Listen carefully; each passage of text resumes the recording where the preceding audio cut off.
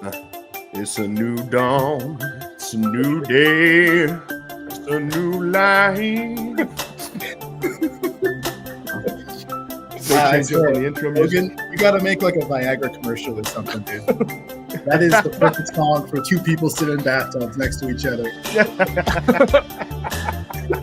Well, I'm proud to say I think I'm still 3 decades away from being the spokesman of any Viagra commercials. But We can only hope.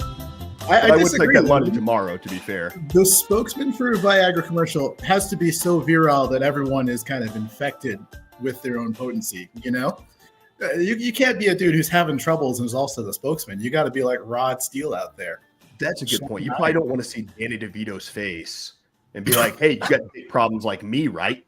You need these pills just like my dirty at. You're like, but if you get a stud up there, like myself, it's more like, all right. If Logan's taking them, then it's obviously not something a beta man would do. Exactly, dude. You want Brady after Super Bowl number 5. Just up there, tanner than he should be, with those like teeth that almost look fake, but I suspect probably aren't, because that man just born better than the rest of us. But look, there's been a lot of talk about how soft my balls are, but I'll tell you what's not soft in this locker room.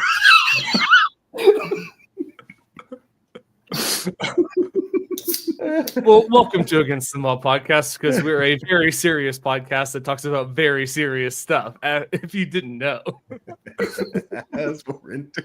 We're here to talk about the new era today, the coming of new times, of renewed aspirations in America. 4 years ago, they would have told you that before Donald Trump could be president again, hell would have frozen over. And then we watched it snow in Florida this past weekend. True that. not wrong. It was snowing here just today. Where are you at currently? Where is here? I'm in Austin, Texas now. As I threw that at you. Yeah, of course. If anyone who wants to come find me, just don't. But yes, I'm in Austin for the next week or so. So what's our natural starting place here? What are you guys most excited about, I guess, on day one? What was the thing that I guess that's what we could start with? I mean, just a heartfelt like, thank goodness Albright's out of prison now. Right? Is that not what was most in all the heads of all libertarians? Yeah, honestly, it was. And it's kind of interesting too, because the Libertarian Party had made promises to Trump, and Trump was like, well, in exchange for that, we'll do blah, blah, blah, blah, blah. And, the Libertarian Party didn't come through, and Trump didn't hold up most of his promises either, which I was fine with, but he did hold up the promise to free Ross Ulbricht, which really touched my heart, even if it happened 12 hours too late for me to win my bet with Matt. I am still happy he's free either way. I am. You know what? I felt so bad as I typed that in our text. It's like wishing somebody to stay in jail just so I could win $5. It is like the ultimate like shame on me moment, and I felt dirty typing it, but at the same time, it's like, I don't know, maybe Donald just sensed that there were greater things in movement out there besides just freeing him day one. Perhaps he just sensed that we had a bet and he wanted to honor the winning side of this bet. Yeah, true that. And you did get the best of both worlds, because, he got out of prison in relatively short order anyways. So it's not like you got to celebrate, oh, he's stuck in there for another 30 years, or actually 70 years. How much is left on his sentence? 2 life sentences plus 40. So I don't know. Yeah, it was just awful. A long time. So, you got best of both worlds there. But what about y'all? What was y'all's... That would have been difficult to enjoy your victory, Dr. Pepper, like 300 days into this presidential election if he's still in prison. I imagine that would solely the pleasure of the $5. I would have been really upset if it was if it's or like he gets pardoned at the end of this term, and then it's like, oh my goodness, I condemned him for 4 years in prison over $5. Like, shame on me. Where's my effort at? Yeah, I can't imagine that would make me feel good at all. Yeah. I was glad to see Albright go. I wonder if a little bit of that too is like the, who am I throwing the meat to first? January Sixers is this nice MAGA base. They can get really excited. So of course that one's top of the billing. Libertarians, they're pretty used to deferred satisfaction. Like they're going to be okay with winning at all if I just give them a little bit of a taste. So why would that be at the top of the list for my smallest voting block? That's fair. Makes a lot of sense. I was actually really surprised that Donald Trump even mentioned like the Libertarian Party in his tweet, saying that he called his mother. I don't know. I just didn't expect him to uphold almost anything when it came to him showing up at the LP and they talked about promises are made. And I just expected that was all just going to be some political quid pro quo and nobody was going to be happy with whatever happened. And once again, like the liberty community was just going to slip through the cracks, because the Libertarian Party is like, if you're going to throw meat to a party, it's you know what I mean? It's one that falls through the cracks more often than not. Especially considering it was already his second term. So, unless he's wanting to really set up JD Vance bad, then does he really even need to not burn the Libertarians? Yeah, there's really no incentive in it for him whatsoever. And, this kind of speaks to our entire political experience in our entire lives, no one really keeps promises. And we're all just kind of used to being disappointed in some way or another. Obama told us he was going to end the war. I voted for him. And then we got some extra wars in the Middle East. I was too young to know anything about what Bush was up to. I mean, he could have been reading to me when the Twin Towers got hit in that classroom, for all I care. It's just it's a nice change of pace. And I think it's tough for people to expect any sort of positive outcome when politics are involved, because we're so used to being disappointed. So it's just it's tough. And there's nothing wrong with being surprised. Yeah, that makes sense. On the flip side of that, I know that there is like the outrage machine has been in full force, right? Everybody's outraged about something that's happened in the last 96 hours. Is there anything that's happened that has personally struck a chord with you to be like, well, this is just outrageous. I can't believe that this has been happening. I'm just curious, is there anything that's gotten to your outrage button?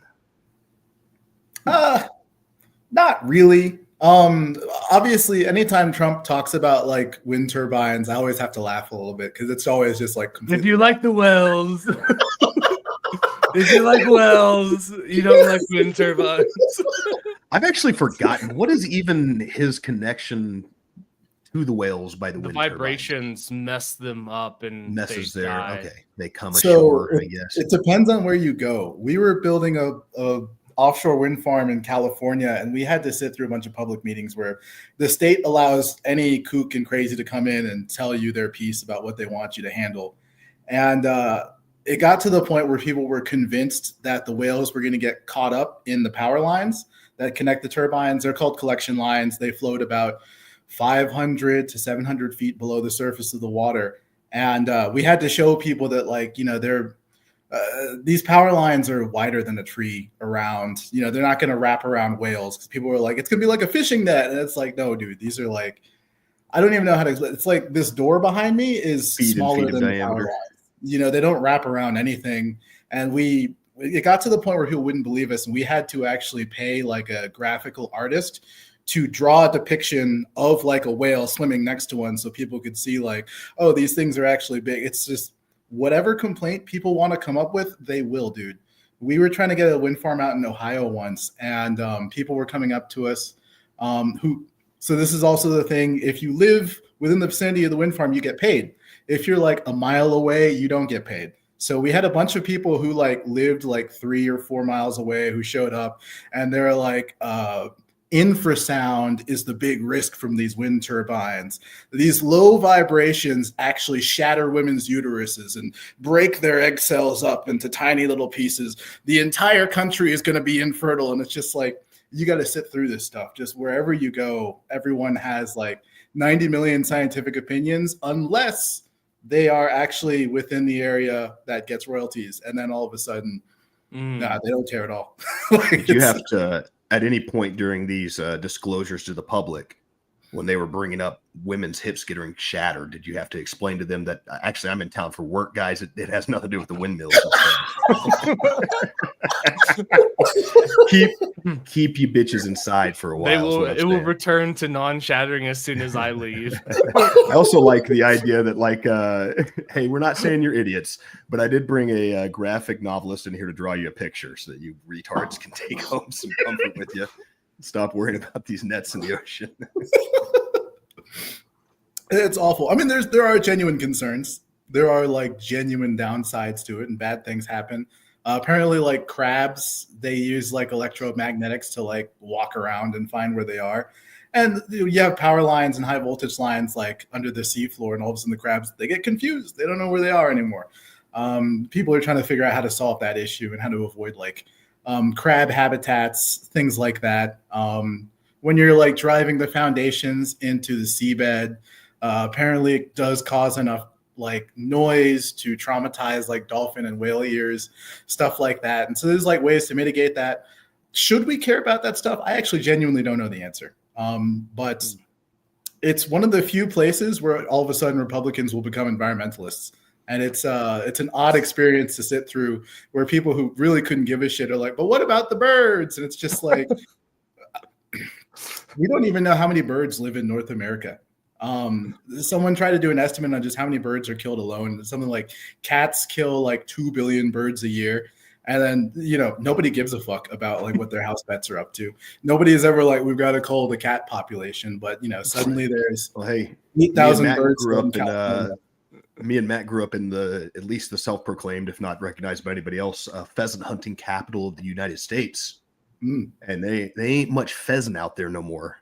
It wasn't because of wind turbines. It's because we had gigantic annual pheasant hunting events where hundreds and hundreds of farmers came out and shot every bird out of the sky. Sounds like a fucking blast, though, man. But if you like that, and to be fair, not enough water up there is also an issue. But also fair, we did shoot a hell of a lot of chickens out the sky. Yeah, but the one thing I'll give Trump credit for is there's no executive order telling people like what to do with wind turbines. I think they just rolled back a few of the whatever was in the Inflation Reduction Act regarding tax credits for wind turbines. Maybe that's going to affect us, maybe not. I say us, I'm not in the industry anymore. Maybe it's going to affect them, maybe not. But it's not a big deal. I'm not really that mad. Life goes on. What about y'all? Did y'all get pissed off at anything Trump did? I don't think, definitely not anything Trump in particular did, I guess, that pissed me off is strong. I'm a little nervous about labeling cartels as terrorist organizations, mostly for the implications that opens up for our government to pursue in spending tax dollars and whatnot.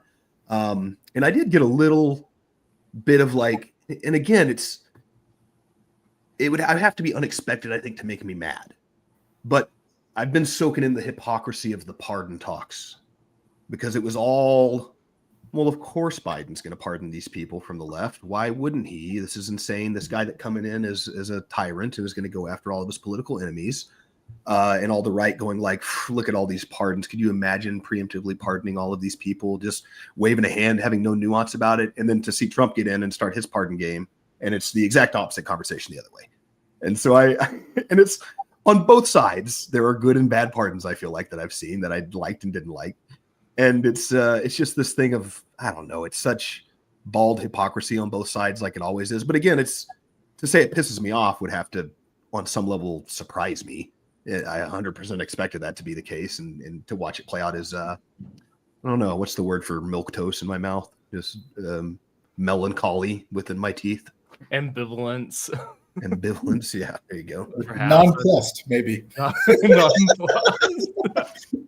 That's nonplussed about the whole thing. Yeah, I don't have anything on my outrage machine. I think I've really enjoyed watching the outrage in full force from everybody from all sides. I've been watching conservatives meltdown about Joe Biden's pardons. I've been watching liberals meltdown about January 6th pardons. I've been watching like the LGBT community, melting down about now Donald Trump's trying to erase us. And, if we're not like straight people aren't welcome in gay spaces anymore. I've just really enjoyed kind of just the meltdown, like the collective meltdown that America has had in the last 72 hours from all fronts. I don't know. Part of me just like enjoys the ride. It's like, get your popcorn ready, because I don't know. I have been enjoying just all of just the clickbait, rage bait, bad takes presented by almost everybody that it's like all sides are having some really bad arguments, and I don't know, I've enjoyed it. Well, The no straight people in gay spaces made me think maybe it's like a last place of your fantasy football draft thing, but like just put a MAGA hat and go into the hottest gay bar in town is a pretty funny thing to do to one of your buddies. Just see how long it takes you to get in a fight with the queen in there. That's pretty good. Well, what if you go, get in any fights? What if they're just hitting on you, bro? Might. That's true. There is definitely a strong contingency within the gay community, it seems like, in like wanting to take on the challenge, so to speak. Like, who's the guy that's not quite convinced he's gay yet that I could take home tonight? Yeah, maybe.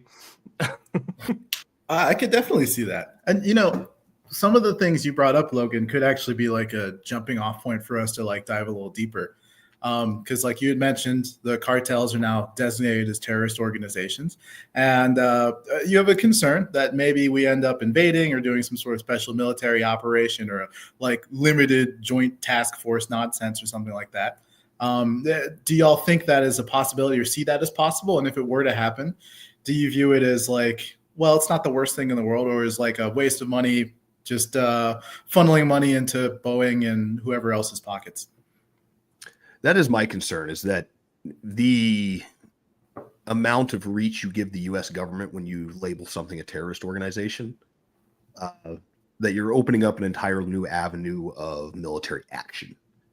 Now, I'm not saying that it's something that, and I've even said as much on this podcast before, that if you truly thought that America needed to police the world, that you wouldn't look to start in the Middle East. You would probably look to start in South America, and specifically in Mexico, because our neighbor, the immigration problem on some level, obviously it's probably mostly an economic issue, but you could at least make the connection that if these economics were fixed and you took some of the bad actors out of the program and these cartels, that you could find a way to create a overall more sustainable, economically successful country that wouldn't have a reason to have a large external immigration into America, So it's something that could possibly fix a lot of problems. And obviously the cartels, it's not like it's one cartel, I got to get out of the habit of doing that, have been horrendous on the borders.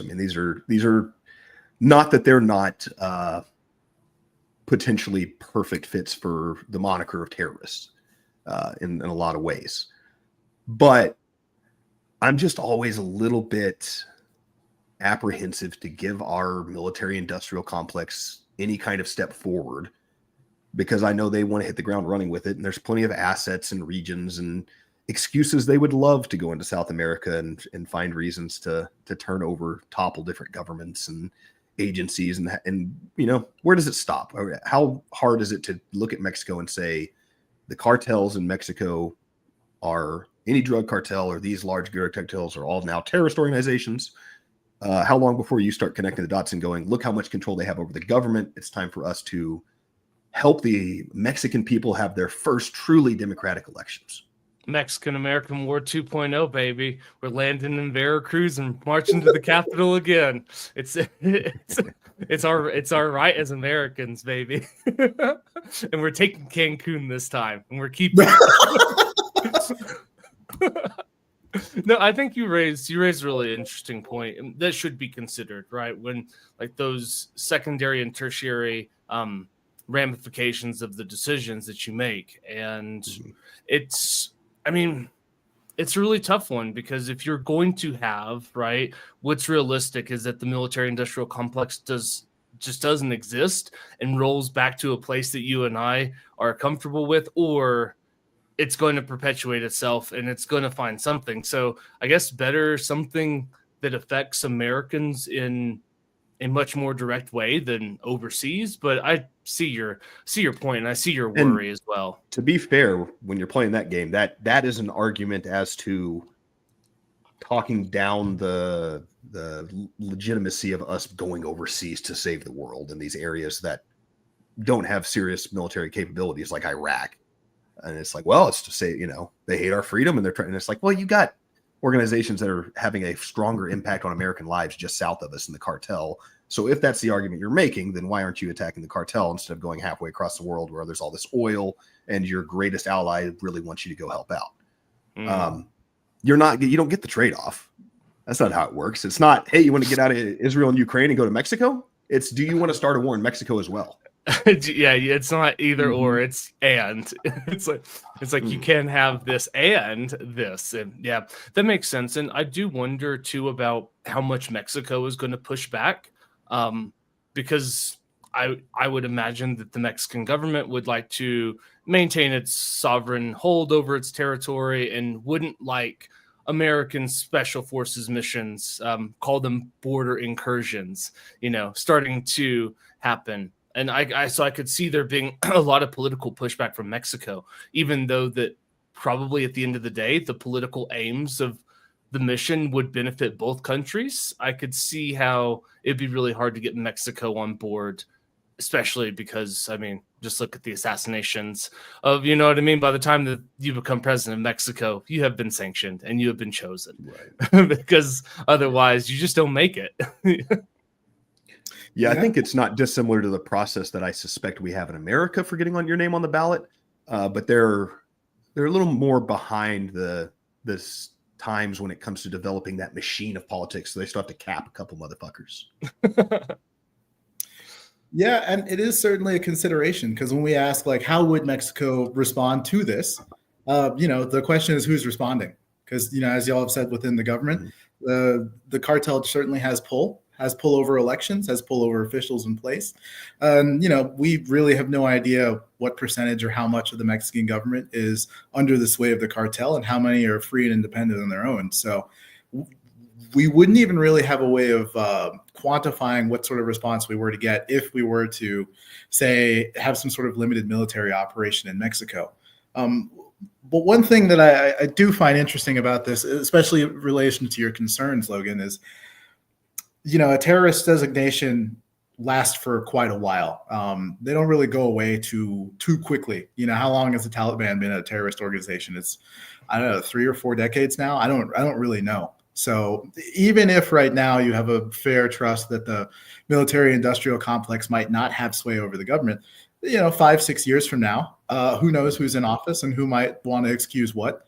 And, from the military industrial complex's perspective. What lithium deposits we might find in southern Mexico? Fuck it, dude. We got them all in Wyoming. Or Greenland, dude. There you go. That was a good one. Yeah, there's no cartel in Greenland, man. But, we'll have to see what a future administration might think or might want to do. And, there's a lot of Air Force bases here in Texas that could, hop, skip, and fly into Mexico and have a drone base that's very convenient for Raytheon, Northrop Grumman. So there's that as well. I would hope that if this administration is serious about the terrorist designation, that they have plans on finishing whatever they're doing with it within 1 or 2 years and removing the designation.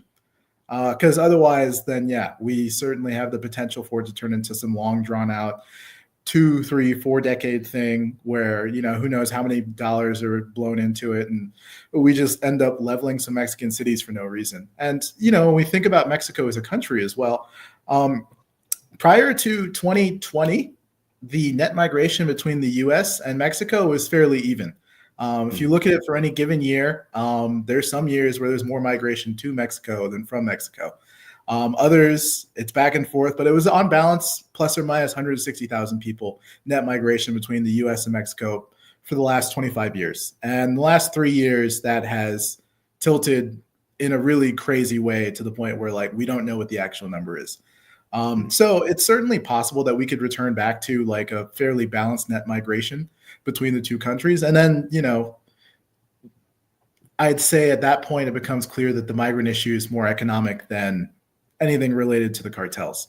And I would hope that the migrant issue is mainly economic because Mexico is not that bad of a place. There's certainly sections of Mexico that are awful, where you wouldn't want to be, that are probably worse than most war zones. in the As past. two for the United States. I'm about to say there's a lot of places in America that I don't want to be either.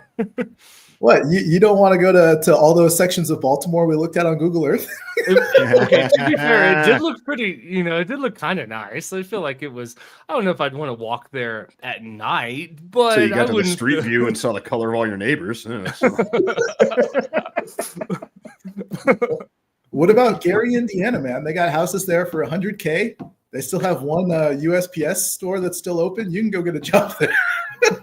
Isn't that like gun crime capital of the United States? I don't know. I heard a good chunk of Gary, Indiana was actually abandoned in the last like 15 or 20 years. And there's just a bunch of empty houses, schools and whatnot. They're just kind of falling apart. It sounds kind of sad, in all honesty, even though I'm laughing about it. So who knows? I think St. Louis or Baltimore probably has like gun capital of the U.S. I don't know if Chicago still has it. And there's certainly some places in Tennessee. Got an argument. Albuquerque, I will say, Albuquerque was just in terms of police deaths per million. Albuquerque was number 2 in the United States. It was so. Hey. It's a really good place. Come to New Mexico. Come for the Green Chili and the Bloom Festival. Stay because your car got stolen, and then get shot by the police. I thought you were going to say stay because you're addicted to amphetamines now. there's that too. I guess to be fair, you can get amphetamines anywhere. Yeah, but this is home of Breaking Bad, baby.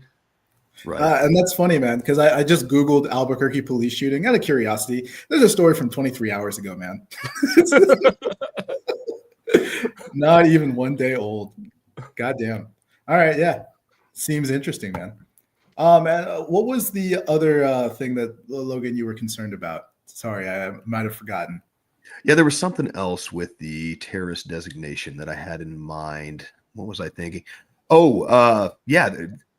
I am very concerned about what exactly you said of like, well, hopefully they have a short-term plan to get this done.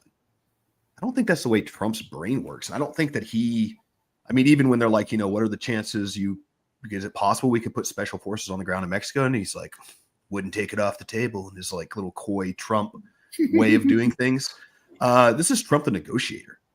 I think that this was put on the table not because he has a plan to go into Mexico or has necessarily any. I think he wants leverage for his upcoming negotiation with the cartels and with his talks that he plans to have with the leaders. I guess not necessarily cartels, but the leaders of Mexico and what they plan to do with the cartels and making sure that they are holding their end of holding the borders down, and that this is intended to essentially go, look, I might have to send troops into your country to deal with these terrorists if you guys don't shape up. I think that's probably the plan. And if that works out, is awesome. That's a great job by Trump. If it doesn't work out, then we might have a nightmare on our hands is kind of what I'm worried about. And I wonder if he doesn't overstep his hand a little bit because it's like, well, by the time this gets fumbled, I may not even be in office anymore. That's a good point, Logan, because one thing that was brought up was that 10% tariffs are going to be levied against Canada, Mexico, and China contingent on border security. So, labeling the cartels as terrorist organizations could certainly be leverage in any sort of debate regarding tariffs or what Trump might want out of it. So that's an interesting way of looking at it. Like maybe we're more concerned about troops than we should be, but I don't know. Yeah, and I'm not even saying that I don't think Trump would send military down there in some capacity. I could see it happening. Excuse me. Especially because it would be up for his base. It'd be great fodder for the people that got him into office primarily anyway. It's something that he's run on and seems to be, as much as I trashed him the first time for not really wanting to build the wall, it seems like he wants to get that going again. In fact, it's, I think, already begun sending people towards that goal. So this does seem to be a big issue that, if he could build a big wall that has, especially if he could put golden Trump letters on it, which is probably not feasible being that it's government money. But if he could put a giant wall up with his name on it and go win a battle, go fucking put down some terrorists in South America and become some sort of conqueror and be able to turn around and go like, I fixed the cartel problem. Even if he can't feasibly do that within a lifetime, considering that these are amalgamous entities that are really just filling a black market. And if you're not eliminating the black market, there will always be another one pop up anyway. I think it's something that he might be pompous enough to think that he could go in there and do and get a nice little in all the other big winning categories he has. He might also get to put a nice military badge on his coat too. All hell, Gracchus Trumpus, baby. The conqueror himself. He comes back. We bring back the victory parades. What are those called? Well, goodness, what are those I called? wish I could remember the Roman parades, right, where they give all the loot out that they got back. A triumph, a triumph. So all of a sudden, you just see Trump in like this golden chariot that has in big orange letters, Trump as he sits there. Just sort of all instead of having the front of it shaped like a swan, it's just Trump's hairline in gold. See, this is what I'm talking about. These are the type of I think it's fun to imagine a world that could be, that's a possibility now. Instead of sitting here mourning a world lost, look how excited we are about triumphs and golden hair and big letters on the border. And possibly Cancun in part of the United States. It's a bright day. It's a bright day. It would be interesting to get to go there without a passport, man. We have that. Whose map was that? Was it Polk's map or Tyler's map? It was Polk's map. His proposed America. We should have done it. We had the opportunity, and I think the world would be a much better place if we had. It'd be a much more interesting place for sure. And maybe I shouldn't speculate too much on like what I think it would look like, because it's probably not appropriate. But while we're talking about the border, you guys want to talk about the whole no birthright citizenship thing and sure, the potential 14th Amendment debate, or do y'all still want to finish that last topic? No, I'm done to move on. Well, I think this is probably the most important executive order that's come out, or at least the one that people are probably the most interested in. Essentially, Trump issued an executive order that ends birthright citizenship. And previously in the U.S., as some people would interpret it, birthright citizenship means that if you're born here, you automatically get citizenship no matter what. And for people who don't know, this was first tried in the courts in 1898, because even though many people think the 14th Amendment gives people birthright citizenship, it really didn't, and no one really thought it did until 1898. I don't remember the name of the court hearing. It was with a Korean guy, and whichever state he was against. But that was California. Was it? Mm-hmm. Okay. I think we're talking about the same case. People we missed that a lot, but it was a Korean name. It was a birthright is a Korean traditional family name. It's a little mistranslated. But anyways, for those who don't know, the 14th Amendment basically says all persons born or naturalized in the U.S. and subject to the jurisdiction thereof, when born here, granted citizenship, blah, blah, blah, blah, blah. And many people think this is kind of immutable. It's the 14th Amendment. It's an amendment to the Constitution. It was post-Civil War. I think it was 1868, sorry. 1866. The Civil Rights Act is what my understanding of it established it. Okay. Well, either way, 2 years. Who cares? Yeah, exactly. Blah blah blah blah. But sorry, I lost my train of thought there. I'm sorry, I shouldn't have. No, not a big deal. Many people now think that like this was granting birthright citizenship, but famously, Native Americans didn't have citizenship until 1924, Indian Citizenship Act. Essentially, the way that the 14th Amendment was interpreted, even by the dude who wrote it, he was a senator, don't remember his name, was that you had to be subject to the jurisdiction of the United States. And many people think that means that like, oh, a court has jurisdiction over you. And in some senses it does, but I don't believe that's what he intended here, since he very specifically said no foreign persons, aliens, or diplomats would be given birthright citizenship. And even when you look at the way we legislate, say if an immigrant gets arrested, and I say immigrant, I mean anyone who isn't like a permanent resident. So whether it's a tourist visa or work visa, anything like that, their consulate has to be contacted. There are certain processes that have to be undertaken if you get arrested in another country as well. We have treaties in place, the Geneva Convention, and then there was a Vienna Convention in 1968. So essentially, the U.S. government has allowed basically every signer to charge you with a crime so long as you are being treated fairly.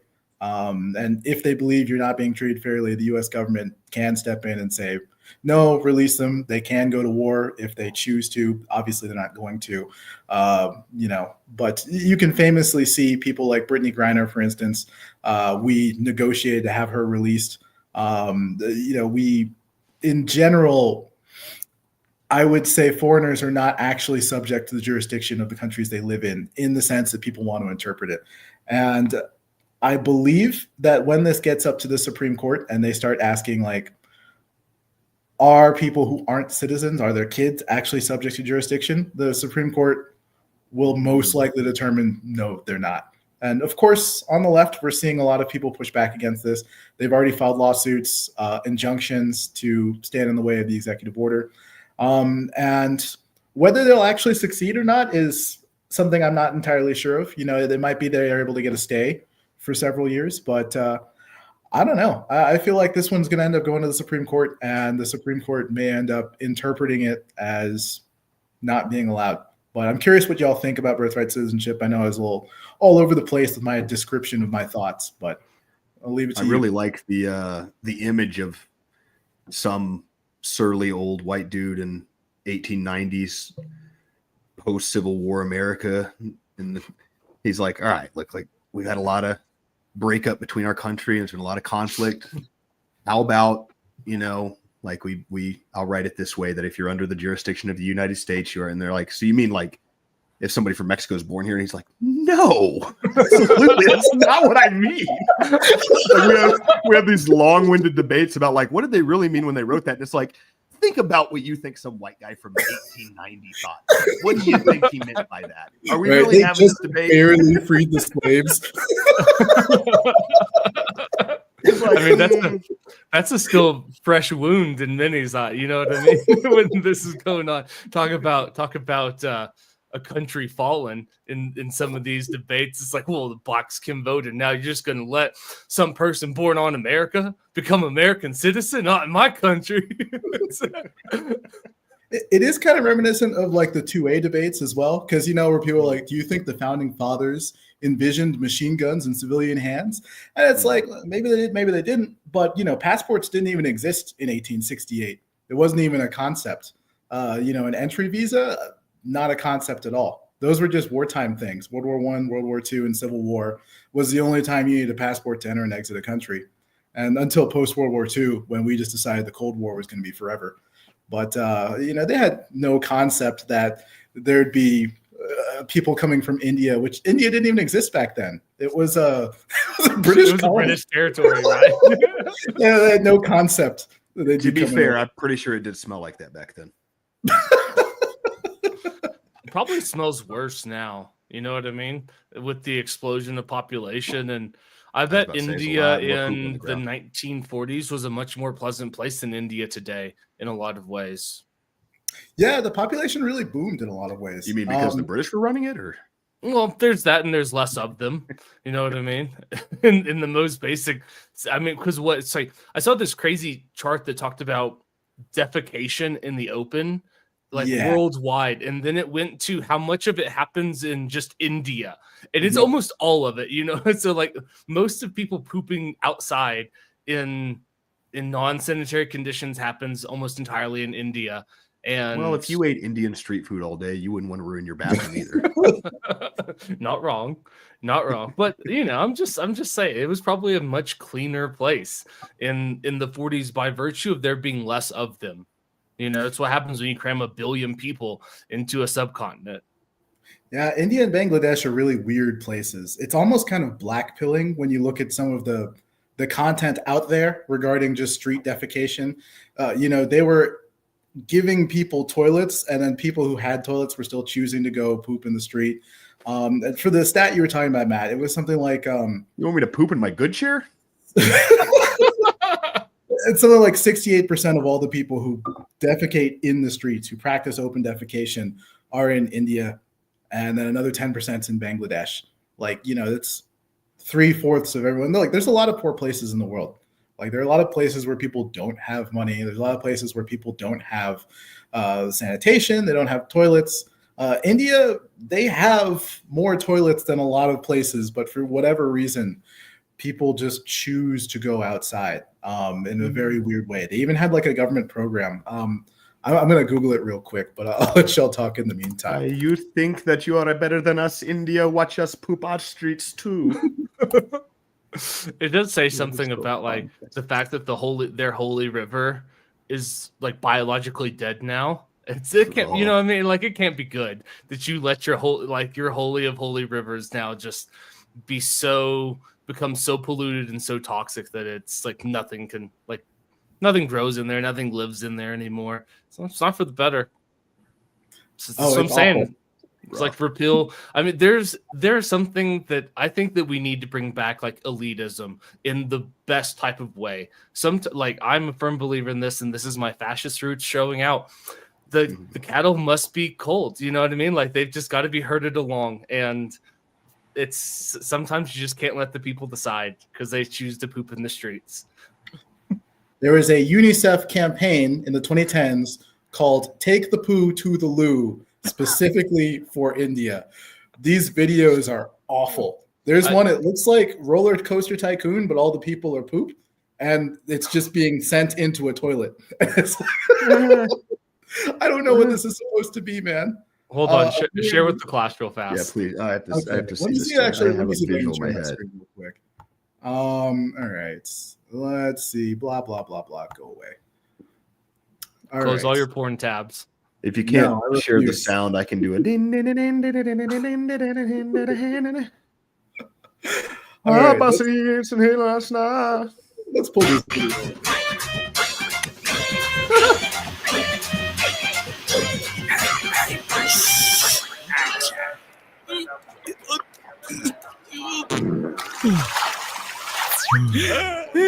What the fuck is this?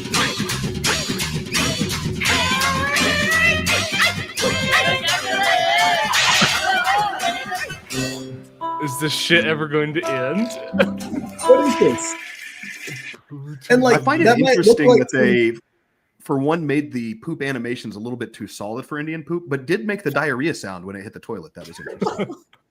And you look at that video, it looks like some sort of right-wing content of like race. But this is UNICEF. This is the UNICEF website. I'm on unicef.org right now. And they've got a campaign together. We can change India.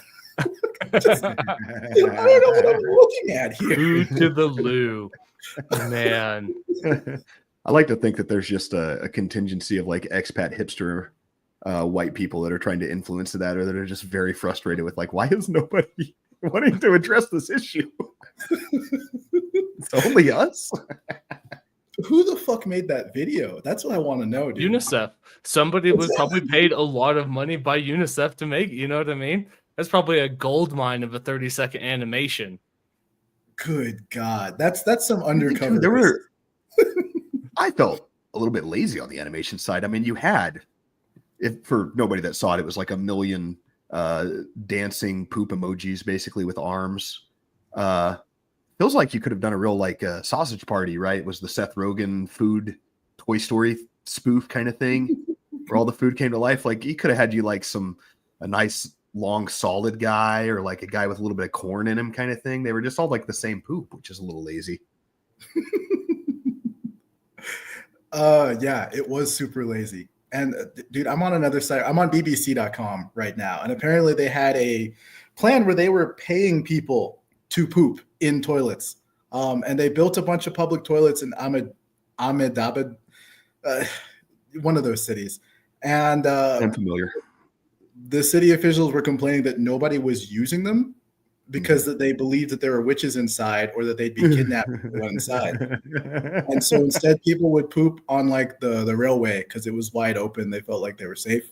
They could see if anyone was coming. And maybe it is unsafe, and maybe that's why they feel they're much better where they have a field of view or whatever.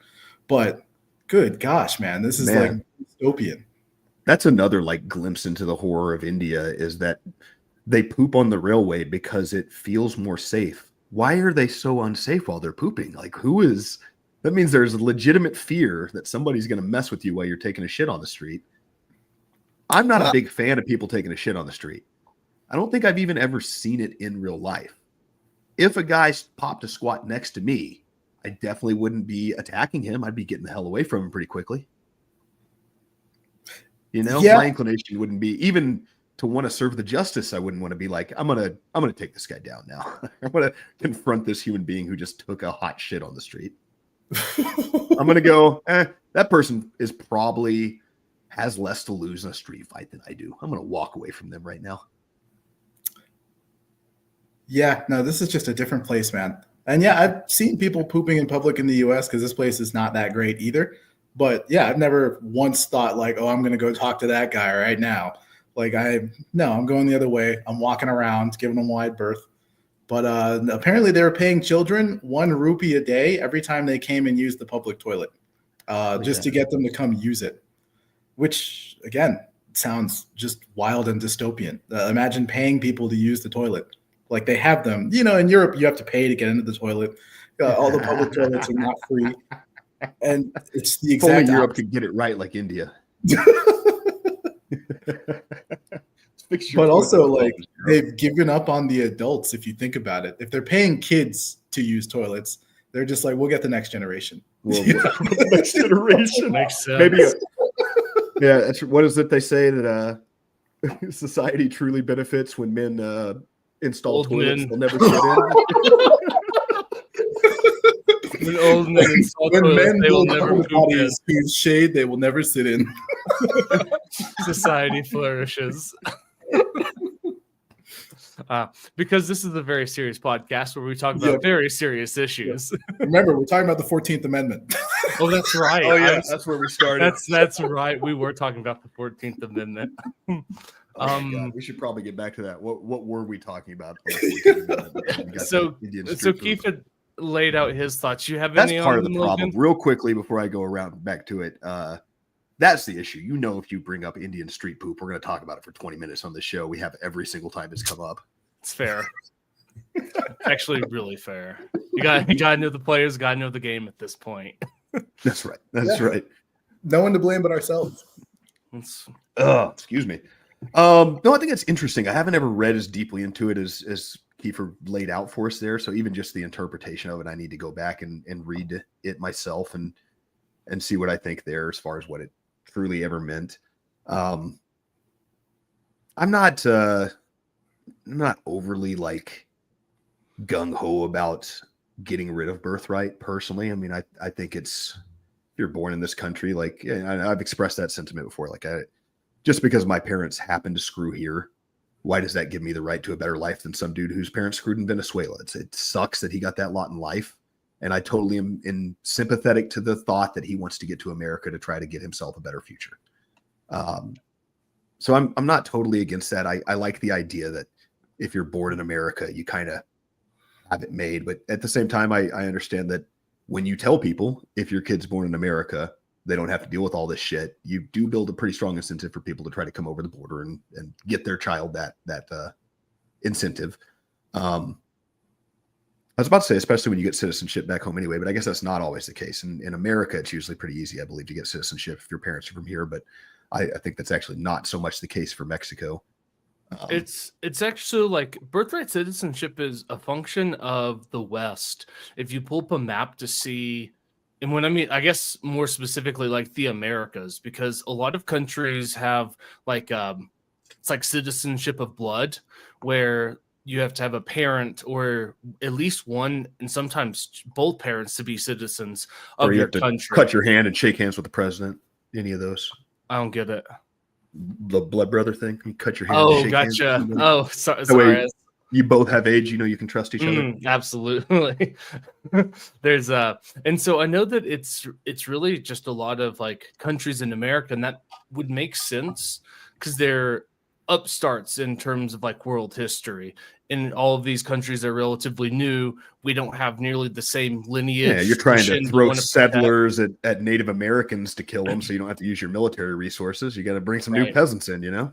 Absolutely. And I think that there is something that's like it is very American in a lot of ways, because it's like New Orleans, right? That was a place where the French, during like the French Revolution, they said, look, if you marry a prostitute, like they were taking prisoners out of jail and say, marry a prostitute, we'll give you your freedom, go to New Orleans.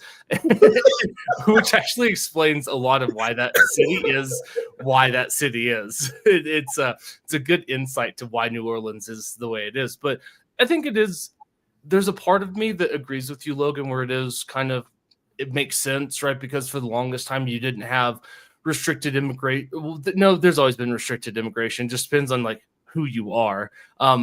But it is fascinating to see how the specific clause and under the jurisdiction thereof, because that's really going to, because my understanding of it is the entire premise of Donald Trump ending birthright citizenship is in that one clause of the 14th Amendment. And it's going to boil down to, okay, who does that actually apply to? Because there was one argument in like 1866 about, like Kiefer was saying, that this doesn't apply to foreigners, it doesn't apply to aliens, families of ambassadors. There was actually some Supreme Court cases, like the slaughterhouse cases in the early 1800s, established that foreign diplomats and their families, consuls, etc., weren't under the jurisdiction of the United States. And I'm really curious to see how a Supreme Court that leans to kind of like an originalist interpretation, how they're going to come back and rule on this. And do you want to talk about like lasting impacts of a presidency? The fact that Donald Trump got 3 and 4 years, I think a lot of people underestimate how much that changes the political landscape for the next 30, 40 years. I'm not even sure. I mean, there are a lot of people, I guess, that would go way over their head, but I don't think I've heard any shortage of the lefties, at least the ones that I respect enough to listen to on a regular basis, that don't recognize that, because there's plenty of them that even the ones who don't agree with the strategy are like, and it kind of is unfair that he pushed through this many Supreme Court justices. Like, maybe we should expand it and get some more numbers in there, like the Democratic Party had kind of put out there and vaulted as an idea as well. So I don't think it's completely beyond the other side that how much impact that will have. I think they did quite a bit of hand wringing and crying about the rules during the time it was happening. That's fair. And I wonder how long norms will stay, because even though that there's a lot of people that, like, I think there's a lot of, like, let's call them peasant lefties that argued for expanding the Supreme Court. There's a couple of like liberal Substacks that I follow, and they've been adamantly against expanding the court, right? Because then where does it stop? If somebody rolls in and says, we're going to expand it to 11, and then the next guy comes in and says, well, I'm going to expand it to 107th Supreme Court Justice, baby Gronk. Exactly. And I think that there is still, even though people feel like the guardrails are off and that there's no more safeguards for how American politics will continue, I feel like a lot of people do want and will kind of adhere to the decorum that's been set, right? Because, like, where do you stop? And I don't know how long that lasts. Maybe that's something that dies very quickly. Maybe that's something that doesn't. But I don't know. I just think it's super interesting to take like all of these people's lives and the implications of it on words in between 2 commas. I find that utterly fascinating. It's like, well, what does that mean, subject thereof?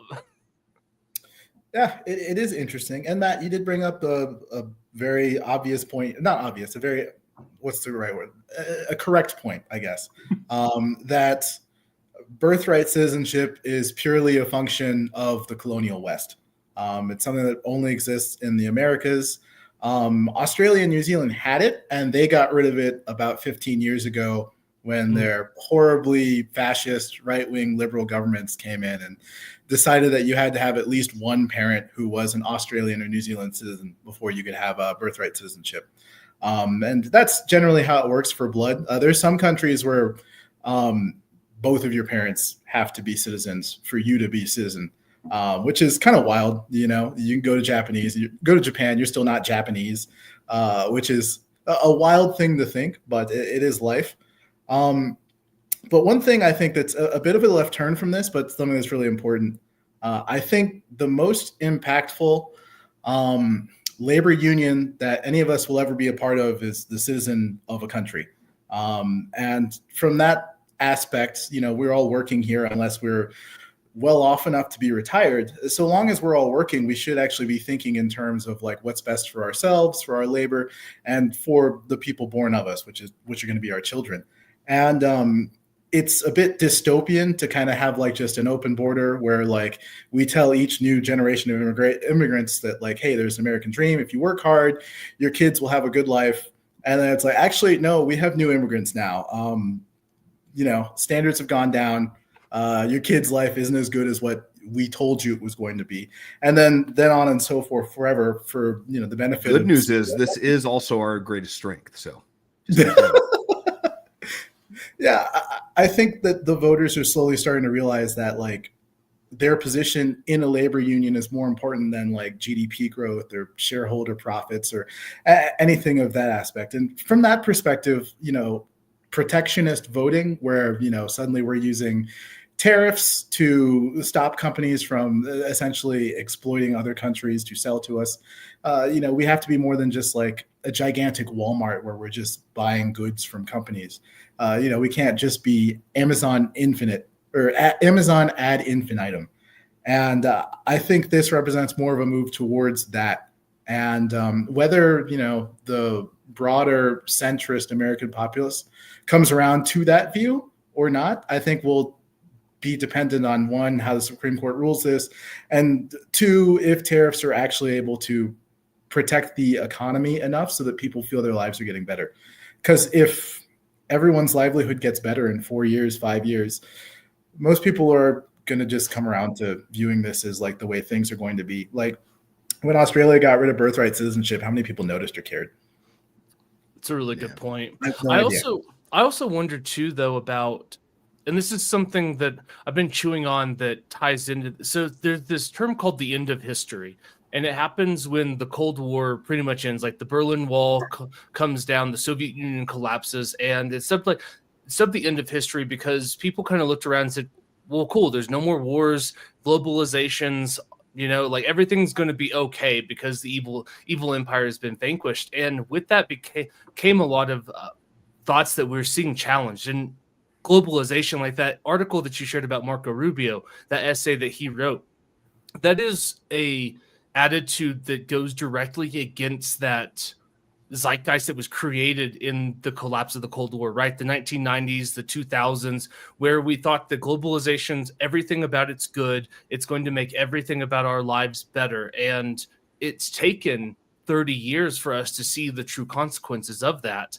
And I think more people are open to these ideas, but they're uncomfortable saying it right now because they don't want to come across as xenophobic. They don't want to come across as bigoted. They don't want to come across as closed-minded. But the border being open was a huge deal. And I think Democrats did themselves a big disservice, and the media did a huge disservice too by not covering it, because that concerns an awful lot of people. And I think that as we're starting to see this shift to where you might not have a better life than your parents, I think that Americans will come around to the idea of like, we have to do what it takes to make sure that we have a better life. And that if that means restricting immigration, I think it's just going to be a function of time to be more comfortable with this idea. Yeah, it is. And part of it, I think, is going to be dependent on how mature we can be with how we actually move through implementing this and like talking about it. Because I think, so let's pretend that like we're both Jewish. All right. And let's pretend we're decent people, we're either centrist, maybe a little right wing. We understand that Israel is a country. We're not trying to have America drop everything for Israel at all times. And over the past like 10 years, this kind of concept of like the Jewish question has become like more and more in the mainstream. Now, if you were a Jew yourself and you're watching other people slowly come around to this idea, you might be hesitant. You might view this with suspicion, even though you might say agree that like, oh, hey, maybe Israel should stop expanding into Palestine. Maybe they should stop building new settlements. Maybe they shouldn't have used this recent Syrian war to capture more land in the Golan Heights and capture that one mountain at the corner of the country. I can't remember its name. Right. But like, if people are going after you hard for being a Jew, suddenly you might feel like you don't want to really give them anything. And another good example is like when Obama was president, there might have been things we disagreed with, but then someone comes out like, oh, this black guy, and you're like, you want to defend him all of a sudden just because like you feel like you're part of the group. And I would say that like our maturity in terms of like how we talk about immigrants in the future, how we talk about citizenship in the future, how we talk about people from other countries will determine, how comfortable we are as a country with actually implementing decent economic policy that's protective of the next generation. Because there's certainly a possibility that, we might have some people who are not able to like maturely handle it and might, start victory lapping on people a little too hard. And I think that would be the one thing that would maybe slow down sensible economic policy, because then it would just get couched in like the language of racism. Well, if that is the case, then I have no hope, because to put maturity and politics in the same sentence in America in 2025, bro, no way.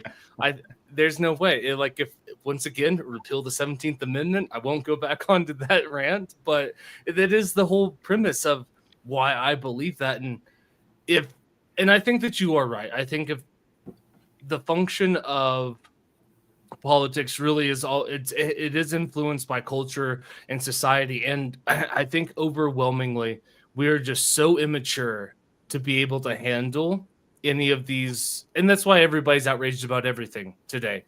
And it shows the lack of maturity when it comes to all of these things, right? Like, you can want something to be done about the border, but then all of a sudden you're a racist, or, oh, you don't care about poor little Jose who has kidney cancer, and if he doesn't get to America, he's going to die. It's like, no, that's like, yes, I don't care about Jose, but that's not why I have that belief, and I have not no hope. I have little hope if sensible economic change and policy change comes from having intelligent arguments and debates around it, because I just don't know if it's not that we're incapable as a nation, because I think on the individual level, people are sensible enough and mature enough to handle it. But I think that as soon as we get into group dialects and group discourse, those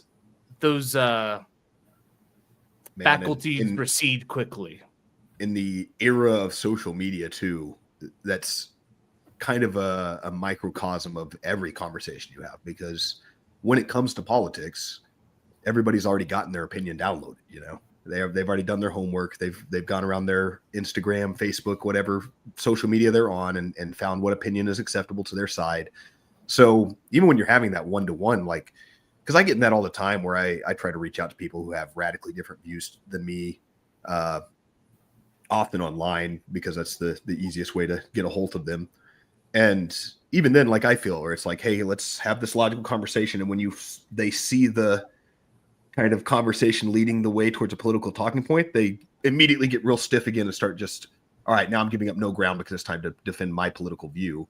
And to your point, it's not because they're talking it out or having a nuanced conversation as an individual anymore. They're now back in the group think of like, okay, it's time for me to do my part for this movement. I have to now give you the talking point that I was given by Sam Harris or whoever the person is. Certainly. And when we talk about, maturity in politics as well, I am most concerned about like Gen Z, because, they're going to view this very differently than like, say, a millennial who's had to like kind of like go through and like push for all of these things against like just kind of like an awful tide of people just calling you all sorts of awful names. Gen Z is going to rack up win after win after win after win. And I think they're going to be fairly mean about it. I don't know if you saw that video of this little kid. He's like maybe 10 or 11 going to the inauguration. And someone was asking him, like, what do you think about immigrants? He's like, they're smelly and they need to go the fuck home. It's funny, but like at the same time, like, I don't think his opinion is going to change. Like, Yeah. I think a lot of Gen Z is going to kind of grow up with these opinions that may have like one points on social media, and may have come from like a genuine feeling, but I think the urge to victory lap is going to be very strong, and the optics are going to be awful, and it's going to make a lot of people who are kind of like on the fence and want to maybe agree kind of feel like holding off. But whether that's good or bad or how that actually ends up turning up for us is, I don't know, anyone's game. Who knows? Yet to be determined. That makes a lot of sense.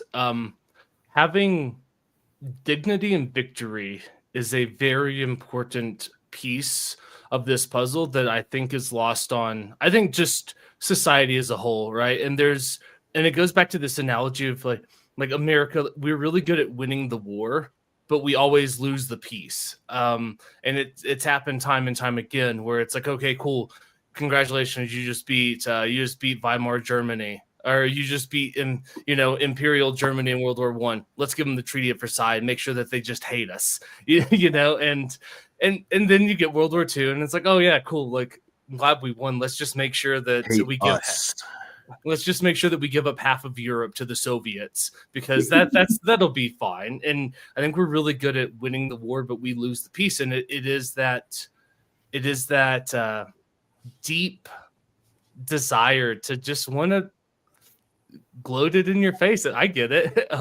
And being able to resist that, to welcome the loser back into the fold, I think I actually think that's a really good way to segue to pardons, if you guys are up to it.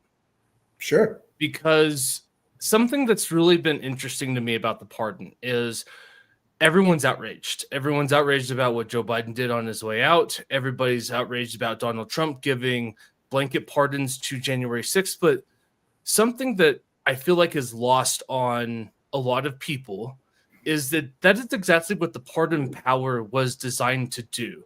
It is outrageous in its nature. It is this absolute power vested into one person.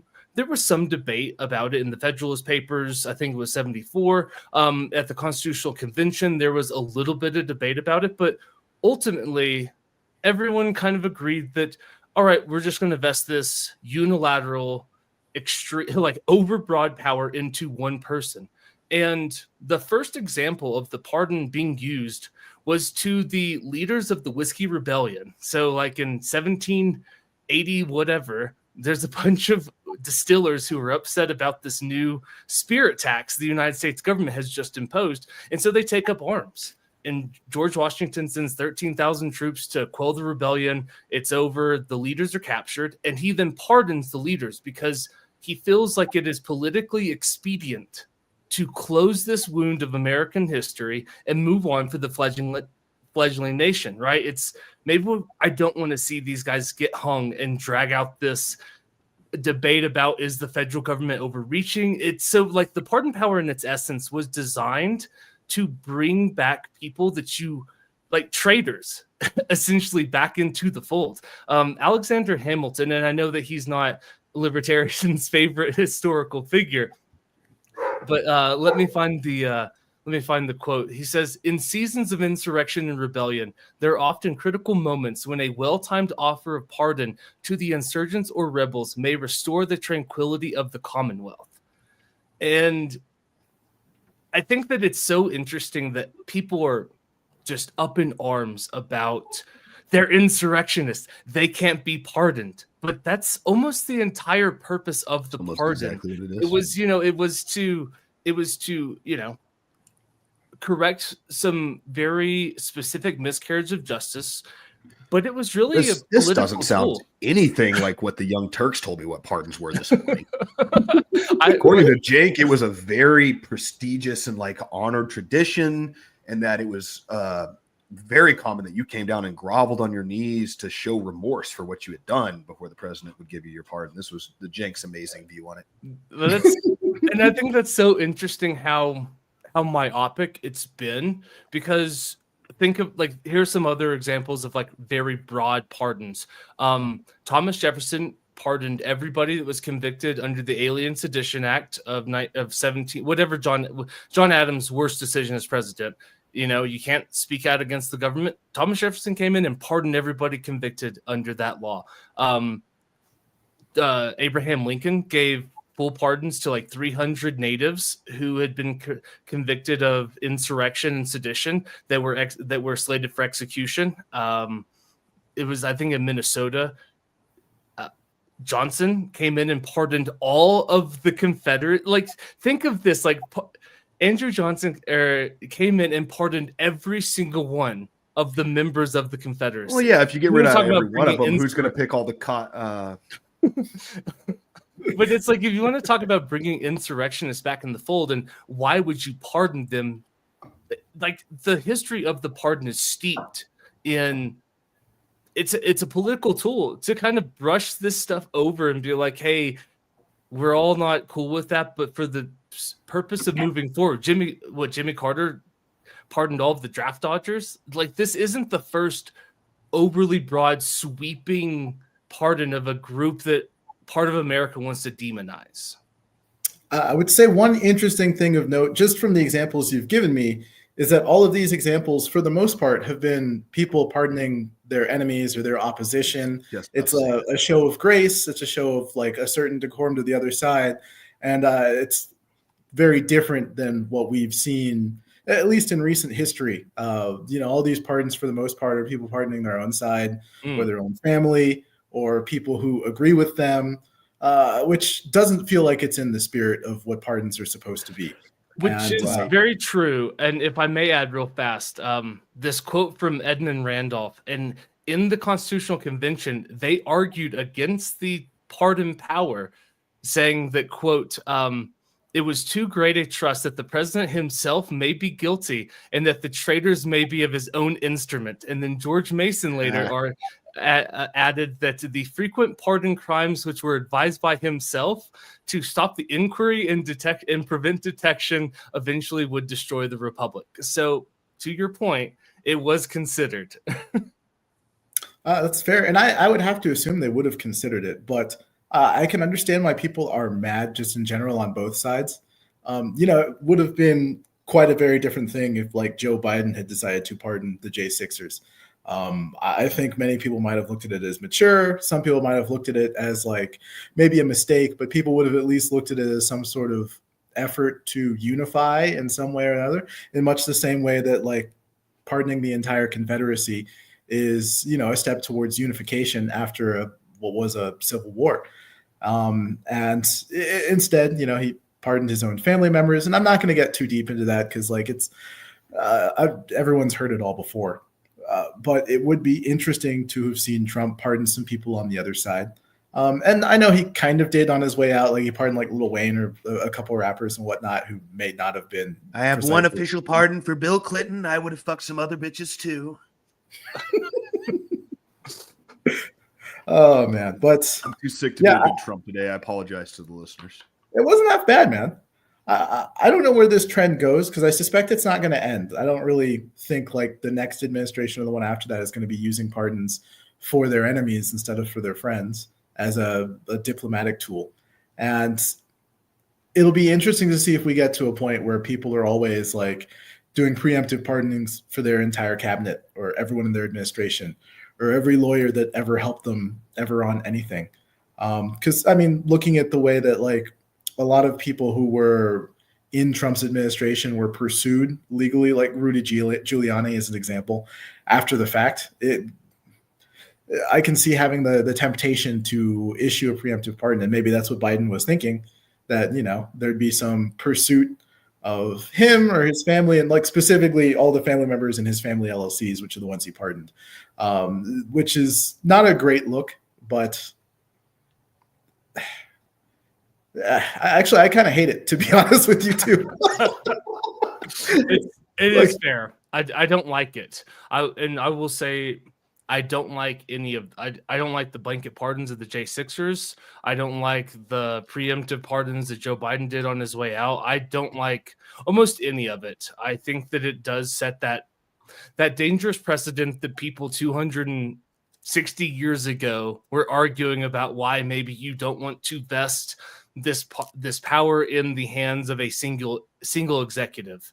I just I don't like any of it. And I understand that there's a bunch of people that got caught up and, you just got swept up in the moment. But then, I was just in the Capitol. I wasn't, I understand that you have some of those examples, but I don't know. I don't like almost any of it, because I went back and I started looking through the list of people that had been pardoned by administrations. Like, you can just go onto whitehouse.gov and it has a nice list and it shows you who Donald Trump pardoned in his first term, and Joe Biden and Ronald Reagan. And you're looking through it, and there's a lot of things just like, I don't know if I particularly like this. I saw one that was like in one of Joe Biden's first pardons, like he pardoned this person that was convicted of moving like 700 something grams of cocaine. It's like, that's like too key. You know what I mean? Like, that's trafficking like massive amounts of cocaine. Like, how did they get a pardon? And it's like, I don't particularly love that. And as you go through it, and I think it's part of that. It's the flip side of when you have this power, it's going to be abused. Sometimes it's used maybe properly, but sometimes it's not. And I don't know. One, it's impossible to change it, because there will never be a constitutional amendment as long as we live. The fact that you can get 60% of senators and legislators in 2/3 of states to agree on anything now, there will never be another constitutional amendment in our lifetime. So I don't know what you do about it. But I do agree. I don't like any of it. I think it's all gross. The Cash for Kids guy, like, why should he get off just because, he's somehow tangentially connected to Joe Biden? Yeah, and maybe we have to accept that just the pardon power has already been corrupted and it's like kind of gone. Because even among the J6ers, to my understanding, it was like a little less than 1,500 were Actually pardons, convicted. and then there's like under 2 dozen who are still under review. They haven't been pardoned yet. I guess they want to look and see it, like, maybe there's some details that make sense. But still, even of the 1,500, under 1,500 released, one of them has already been arrested on a felony. I believe yesterday. I saw that. Yeah, it was, a gun charge for a felon in possession, because he had a prior felony before he even went into the White House on J6. And it kind of makes sense that there's definitely going to be some unsavory people caught up, because like almost any time there's any sort of mass protest, a lot of people who are just not great look at it as like an excuse to like, oh, we get to go out and break shit. Let's go. It's like, what was it? The Kenosha thing. Kyle Rittenhouse randomly shoots into a crowd and hits a pedophile, an assault abuser or whatever, and like someone would beat his grandma up. And it's like, that's the entire crowd. And then, you look at J6, I'm sure there's plenty of good people there, but like, I have no doubt in my mind, there are a bunch of awful people who are just kind of there. There's good people on both sides. Yeah, absolutely. And, maybe, okay, so from a political standpoint, the J6 pardon had to happen. There was no way to not do it. From just Trump's perspective and the whole friend-enemy distinction, which is what I think politics are really devolving into, which is kind of like a sad state of affairs. But essentially, we have had what I would call political exploitation, where there's 2 sets of standards, one for one group, one for another group. And, Gen Z in there, like, I would say, not graceful winning, have also realized that there is a friend-enemy distinction on the left, and they're now just doing it on the right. And I don't blame them for it. I think I would do it if I was younger as well. But, what that's ultimately going to lead to is like pardons are going to be for friends only and not for reconciliation. And, any group that's outrighting on our behalf is our friend. Any group that's outrighting on the other side is our enemy. And that's the way it's always going to be. And, politics have devolved into that. And I would say part of that's as a consequence of the left, because even like in my own view of politics, I would say that I used to be very principled in the fact that, it's like, I give you your right to say whatever, even if I disagree with it. But now it's kind of like, yeah, you have rights if I agree with you. And if you don't, I'm not to the gulag with you, comrade. Yeah.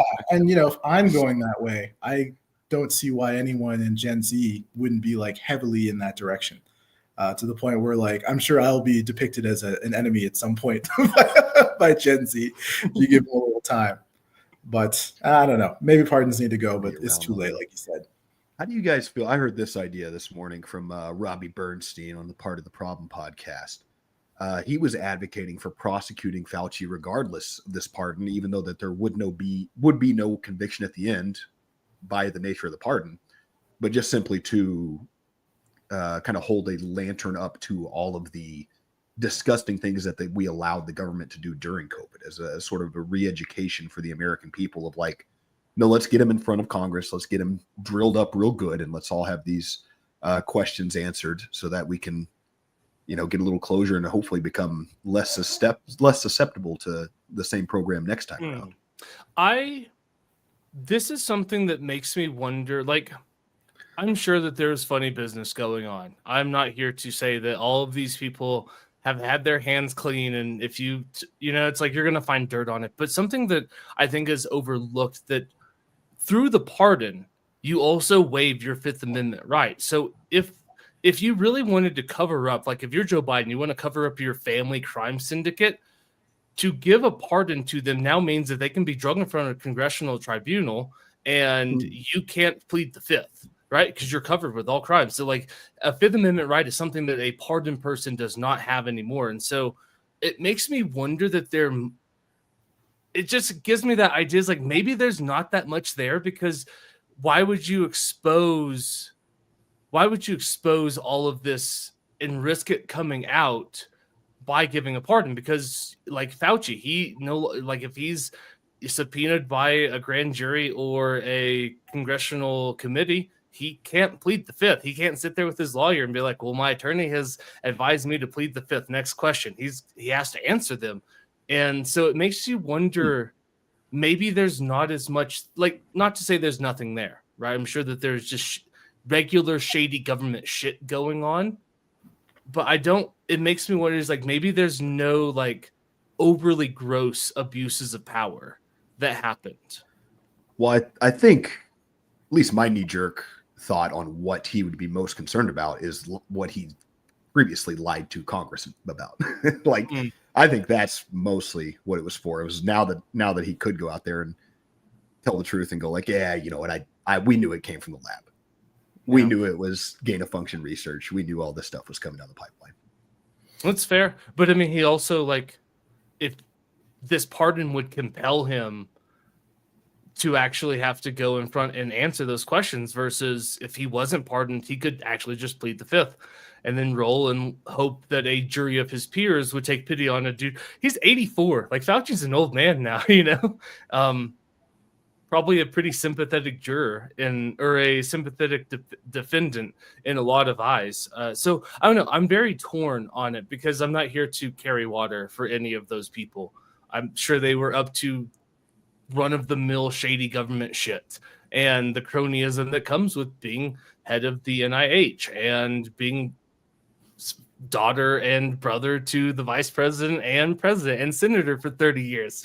I'm sure they're up to your standard run-of-the-mill government corruption by proxy. Yeah. So, Matt, I'd say that there's two potential answers to Logan's question. Matt, you've answered one, which is, you don't have a Fifth Amendment right because you can't self-incriminate anymore. So you have to answer, otherwise you're committing perjury. So yeah, you can subpoena them. But then the other thing too is like a pardon's only at the federal level. So, there's 50 states. I don't know, 29 of them are Republican. I don't know what the answer is, but like if 29 state attorney generals decided to all press charges in some form or fashion through lawful, you could maybe get something to stick. So, the pardon isn't like totally a blanket for Fauci, but yeah, it is kind of like an odd move to do preemptively because it totally opens them up now to subpoena and to congressional hearings, Senate hearings, where all sorts of dirty laundry might come to light. And I would be surprised if nothing was there just because of, how much has already happened. With Biden's family LLCs being involved in like Ukraine, money laundering, etc. There's things we can point to. There's things that have happened under testimony. I think it'd be very tough. Even if nothing has happened, I think it'd be very tough for one of them to sit before a congressional subpoena for 3 hours and answer questions along those lines without incriminating something or someone. So realistically, the pardons were probably a bad move as a preemptive pardon. I think so too. Go ahead. No, I mean, that's really it. There's not much more to add there. I think it's actually a horrible move because it does set that precedent of now everybody, like every administration on their way out, oh, I'm just going to give blanket pardons. And I was talking about this with you guys in the text thread where I don't think that I've kind of nailed down where I think we are in comparisons to the Roman Republic. We are not in the Julius Caesar times. That's coming. Like, I don't even think that Barron Trump and his generation is Julius Caesar. I think that Barron Trump and that generation will be like the Marius and the Sulla and these people that that set the stage for Julius Caesar to come. I think we're in like this like the Gracchus brothers. And so for the it's like without going like too deep in it, they were these they were populist that tried to subvert the rule of the Senate. So it used to be that, and there was no law against it, but the tradition was that the Senate would propose laws and that the people's tribune would then, speak on behalf of all the plebs. And so these, the Gracchus brothers, it started with I can't remember the older one's name, but he starts it first. And he just goes around and says, you know what? I'm going to propose laws for the people because there's nothing that says I can't. And all of a sudden, like the balance of power is thrown up, and now the plebs are trying to, tell the senators what they can and can't do, and the peasants are proposing laws. And he did a bunch of things that were out of the norm, and he ends up getting stabbed in the street for it. And then his brother comes along and kind of carries this tradition as a overt populist that is giving these reforms for the people without the consent of the Senate. And I think that that's where we are in the Roman Republic kind of analogy. We're probably 60 to 70 years out from Julius Caesar.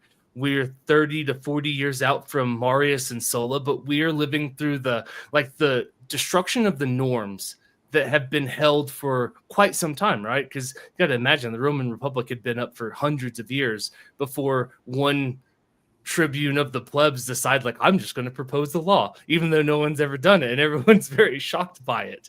And this kind of like pardoning of your friends is the same type of abuse that why a lot of Romans always wanted their next office, because you couldn't be convicted of crimes while you were in office. But as soon as you were out of office, you could now be held liable for all of your crimes. So there's an incentive to stay in power. And it's just one of those things that kind of continued, that manifests itself in ultimately what you get is the fall of the Roman Republic. But I think that that's where we are in this analogy. It's the tossing of the norms. It's I want to stay in power because of the consequences of my actions when I leave. And the whole, like, pardon my friend, if all of that makes sense, it's all things that we will look back, or historians will look back and say, like, oh yeah, those were really bad moves. And these preemptive pardons for your friends, for your family, for people that you think might become political opponents, it's just not a good precedent to set. Because, I mean, is Donald Trump not supposed to do it? Is the 48th president of the United States not supposed to do it? Is the 49th? You know what I mean? Like, this might become just a tradition of the presidency. When you leave office, you just give blanket pardons to anybody that you think might become a political victim of the next administration. Yeah, and I tend to agree. And this is going to sound really ignorant, but I can't remember exactly why I had pegged Barron Trump as Sulla a while back. He might be. I had looked into it. He was doing something where he was like inquiring into like what his enemies were up to and what they had done previously. Something along those lines. I wish I could remember, because I probably sound like a fucking idiot right now. But in general, with the way Gen Z is likely to go, I tend to view that as well. For the most part, they get to actually like hold the torch up for like all of this stuff that's been happening over the last 15 years as like their actual thing. In much the same way that boomers got to hold up the Civil Rights Act and that entire era afterwards, even though like the oldest boomer was like 19 when the Civil Rights Act happened. It's like, you guys didn't really march or anything. You didn't really get to do anything, but you get to be part of that world that was created by the generation before you. and kind of get to stolen valor. And I don't want to say Gen Z is stolen valor at all, because like they've also been in the trenches and had to deal with like a number of issues, dating discourse. Stolen valor. I'll have you know I made out with a black feller once. So I progressive. voted for Obama a third time if I could. If you voted for Joe Biden, you did. That old guy from Get Out is the exact version of Gen Z stolen valor that'll happen, because there's like Gen Zers who are like 25 and whatnot, so they've had to deal with like not getting accepted to college, H-1B visas, a weird workforce, all sorts of nonsense. But there's Gen Zers who are like 11, 12, 14. Their Roblox servers may have gotten a little weird at once, but like, you know, nothing's really happened to them, and they get to ride the wave and see where it goes. And I imagine with the, I would say, sore winning that's going to happen, we end up seeing those kinds of reforms where, you know, a figure like Barron or someone of that age ends up being the Sulla. And we'll all be kind of old men watching it happen. Hopefully, we might be dead as well. It's certainly possible. That's speaking of, that's what we should cover next on this inauguration, is our future emperor of the United States. Has there ever been a more obvious political candidate in the Heir reigning apparent than Barron Trump? Like, yeah, if he wants it, Listen, Al Gaib. there's nothing in the way. Listen, Al Gaib. Yes.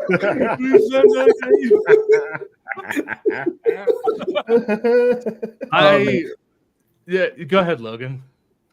Well, it's just, I mean, for one, the base eats it up. So he already has his father's vote. I mean, eat it up, and I'm not part of the base. Right. It would have to be a catastrophic fumbling by Papa at this point, or something incredibly bad in his personal life to put people off. But outside of that, I mean, if he just walks the straight and narrow, gets good grades, gets a good degree in college, and enters into politics, like, this dude has a steam train behind him pushing him towards being the Republican candidate someday. Not to mention he's 7'8" or something like that, which is really nice, you know, to be super massive. tall. He was by far the largest person on that stage. I'm sure I've said this on this podcast before, but I legitimately for 6 months thought people were photoshopping him that large. I just thought it was a joke everybody was playing. I think probably helped out by the fact that some people were photoshopping him taller. But yeah, the first time I saw him on video walk out, I was like, holy shit, this guy is huge. Oh, it's hilarious, man. It's And just I'm Serbian guilty. genes. I have definitely posted Photoshopped images of him just towering over everyone. It's fantastic, man. I did see one of the AI video, and it was almost perfect. It was, his steps weren't moving him, propelling him as far forward as it should, but they just photoshopped him walking behind Trump and Melania. He's just 30 feet tall. I almost posted that one on my IG. I was thinking about it, man. Every time I see tall Barron Trump, I can't help but save them on my phone. The craziest part is that he's actually so tall that it took me a half a second to realize, like, oh wait, this is one of the messed up ones. Right? There's a moment where you're like, God, he is tall. No, wait, that's too tall. That's not him. Hold on. He is going to be a formidable foe. I think that he is. And I don't know if he's going to be Sulla or Marius in this one. He's probably, I don't know. It's tough to say because there's a lot of different tangents on how like American history goes to see which one of them he is going to fall into. But he is going to be the storm before the storm. And he is going to be very influential in setting up the chessboard of America for the Julius Caesar that leads to the actual fall. Because everyone's lamenting like, oh, this is the fall of the Republic. The Republic says, like, nah, the Republic's just now starting to die. And we're going to have a nice like 60 to 70 year like death row where we're quite not ready to accept the end of the Republic, and we still fight for it, but it's coming, and Barron Trump will play a quintessential role in it for bet, you know. And it's like, and at this point, like, I can't help but root for like his role in this, regardless of it's like, because what can I actually change? You know what I mean? It's like I ran for town council and did nothing good for 4 years, so like I'm not gonna fix anything in government, so might as well hope for, you know, the autocrat's son to be the Marcus Aurelius that we all so desperately want. You imagine all of the like salivating you're going to get from his base when their stories coming out after his inauguration day, where they're like they had to bring in a new desk because it wasn't tall enough for him in the Oval Office. They had to expand the doorways of the halls. Really, the Resolute wasn't big enough for him. Not for my president. Not for my president. We had to go sink an Iranian battleship to get enough sheet metal to make a new desk for Barron Trump. I wonder how old I is he love right it. now? I think he's 19 or 20. If there was So one thing- probably done growing, but I mean he could get taller. oh, he'll grow. Oh, he's still 18. Indefinitely. He's not even Oh, 19 I yet. think he'll grow because I grew Yeah, there's a until I chance. was like 25. It's a mixed bag. I was done at Oh. like 15. I was like a fully grown freshman in high school. Dude, same. By the time I could drive, I was as tall as I ever got, and I just assumed I was like, oh, I'm doing all right here, and just nope. Yeah, I think I might have gained 2 inches from freshman to senior year, maybe. But I was pretty much a fully grown. That's why like every college football scout I ever talked to is when I was 15. And by the time I was 18, they were like, actually, we're gonna give that scholarship to a larger black man. We're gonna go in a different direction. Thank you for applying. Not anymore. Not under no diversity, equity, and inclusion here. Actually, those black dudes getting the college scholarship is actually meritocracy of the highest order. Yeah, It's just absolutely. Absolutely. They're just faster and bigger than you. You can't play. Yeah, that's how you know sports is a meritocracy, because we still can't get white guys in there. Like they're The only NBA players that are white come from overseas. Hold on. Trump's executive Heard order it. number 38 said that each team had to have at least one white cornerback in the NFL. Oh my god. Take the over in every game next year. It's about to explode. The score is about to go through this fucking roof. As they just target they just target Chase against the white cornerback every Yeah, time. it looks like the Bengals are motioning Chase over to old Smith's side once more. Oh god, he burned him deep again.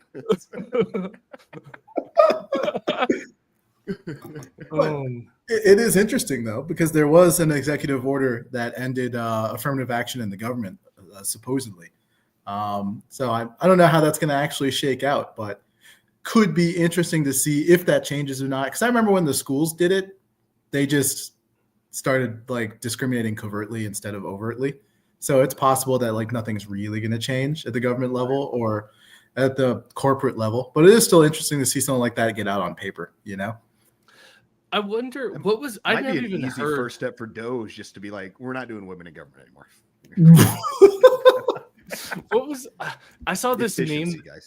that it was easier to make a bunch of autist women than it was to make women software engineers. Did you guys see this? Oh, yeah, about the Yeah. trans.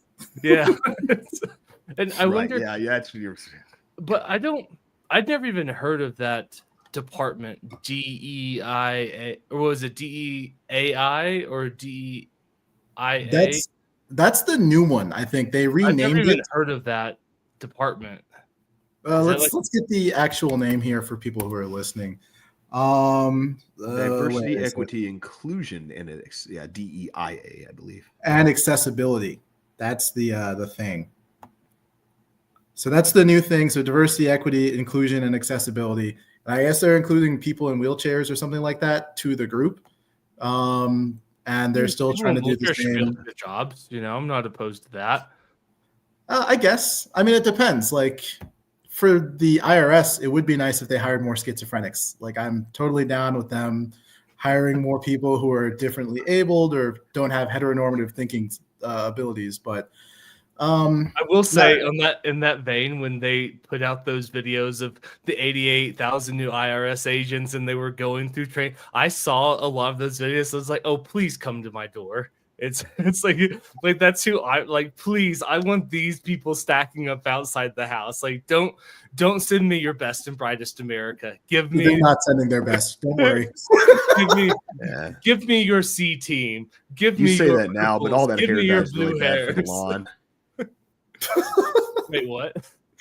So you say that now, but all that hair dye is not really good for the lawn. Fair enough. Just a But, field of rainbow hues of red. We'll have to see how the bureaucracy reacts to this, though. So obviously they've stopped all government diversity, equity, inclusion stuff, and apparently they're going to look around and try and fire people who were involved in that. And I imagine it's probably pretty easy to figure out who they are because you can just look at 6 months ago's database or 3 months ago's database. Or But color. yeah.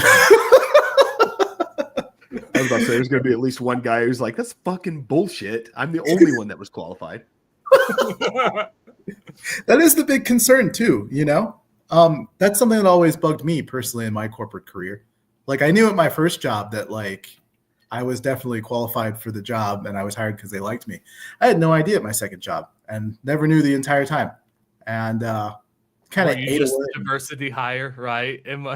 Did I actually be here or did they just hire me because I'm black? I remember like specifically asking my boss one day, it's like, oh, so how many other people did y'all interview for this position? How many people made it to finals? It was 4 interview people at the finals, which is like standard. And I was like, so why'd you pick me? And his answer was just very unsatisfying. And I was just like, he just said like, oh, you were the best candidate. And I was like, yeah, but why? And he didn't really have a good reason. And like, I've hired before and like, I could tell you exactly why I hired every single person I picked if they'd ever asked. Right. And they're afraid to, because I'm a big guy over here. but I was just very unsatisfied. It's something that always ate away at the back of my head. And I will never have an answer for that. And I imagine that for many people who may or may not be qualified, may or may not know if they are qualified, it's something that's going to eat away at them. And if they do get fired during this whole thing, will they even have any cause to say like, no, I was a real hire? Like, how will they know? Do you think they could have maybe reversed the sentiment against all this DEI stuff if they had made that axe swing both ways in that, like, we hadn't fired any Asians in a while, so one of you guys got to get the axe here just to keep it fair. Oh, yeah, who knows, man? It's also interesting. Yeah, too, looking for a job. I was a diversity fire. Diversity fire.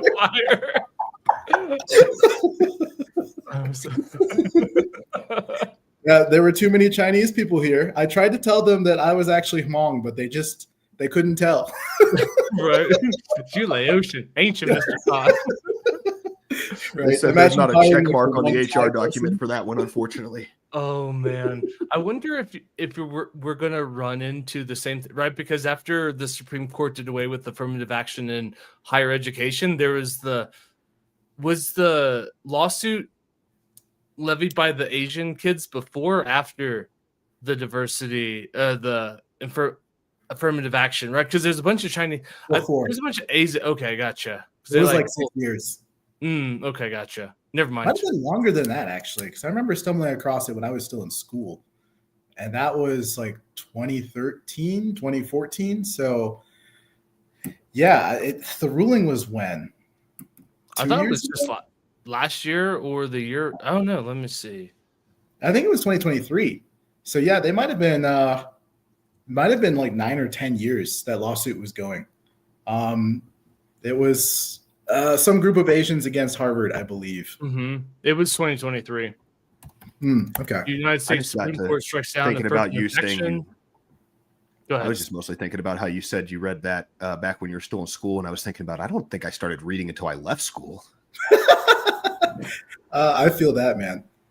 I stumbled across like one Stefan Molyneux video, and it's done. The whole thing was gone. That guy's neat. Guess I'll go back to drinking now. The liberalism left my body.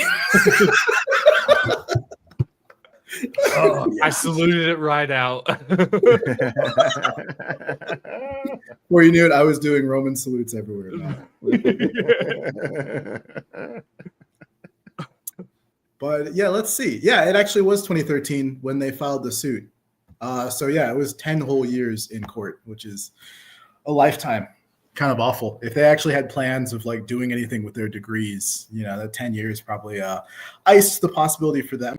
But I imagine they were hoping they were doing it for somebody else. But again, the schools just kind of went covert with racism after that. So I don't really think there's any fixing it so long as the same people are in charge of admissions as were previously. They're not going to listen. So there was I don't know how you guys feel about Malcolm Gladwell, but I always really like his books. And his newest book, Revenge of the Tipping Point, he looked at why Harvard has so many sports teams. It like per capita, like student athletes at Harvard. It's like more. It's like more per capita than the best of the best like sports team. And the reason is like, well, what's that? Is it all Title IX? It's just all like, hey, let's create a women's lacrosse team. So we, you know what I mean? So now we can guarantee that there are X amount of people that fit who we want to be at Harvard that we get to give scholarships to. And we get around this whole, diversity quota, so to speak. And Yeah, so there's it's a reason there's not a dice team at the school is what you're saying.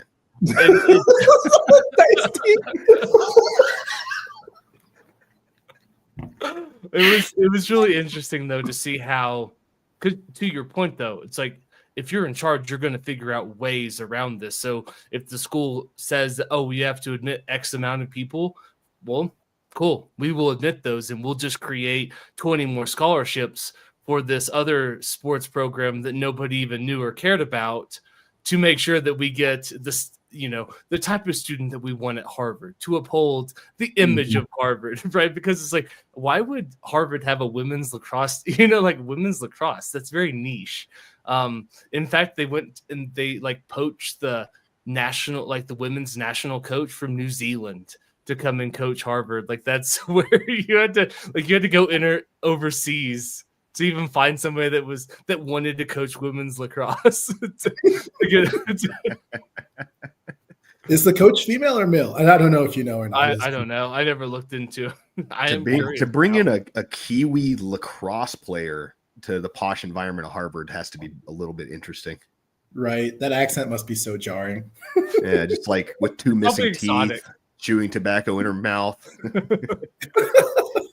Maybe I have rugby in my head a little bit more than lacrosse, but yeah, you do, man. I guess to be fair, lacrosse is probably a rich kid sport no matter what country you go to. Yeah, I suppose so, man. And it's weird. Have y'all ever watched rugby? It's a really weird sport to try and get into because like the rules are so unintuitive. Like as an American, you're watching, you're like, oh, okay. And they're scrumming now. It's like, why? Where'd the ball go? And it's like under a pile of dudes. Well, when two rugby teams love each other very much, they scrum and then scrum for a while. That was one kind of fun thing about COVID. I mean, I know we were talking about ESPN 8, the Ocho last time, but like during that weird period where they're like, we're not playing any professional sports whatsoever. ESPN was just like, oh, well, we're replaying the rugby national championships from last year because we know you faggots haven't seen it. And I was sitting there enthralled trying to figure out what was going on, man. What was happening? Yeah, I had no fucking clue. I still had no rugby. idea. It might be like the number one sport that I have zero real comprehension of that I'm fascinated by. Every time I do see it on TV, I'm like, what is going on? What are we doing here? Maybe it's because I was just passionate about football and it's, less gay than most European sports. Totally fair. I will say every time I watch rugby, whenever it comes on, I am just blown away by how thick everyone's legs are. Those are, you want to talk about tree trunks. It's, oh my God. Like I can't imagine trying to chop block somebody like that. I'd probably break my neck against thighs like that. I can see my jaw getting dislocated because I tried to shoestring tackle someone. It just didn't go well. Yeah, I've definitely, as a 250-pound football player in high school, like hit the wrong running back as his leg was coming forward and just dislocated my right shoulder. And that's an 18-year-old, like 180-pound at most, probably American child, like not a professional rugby athlete.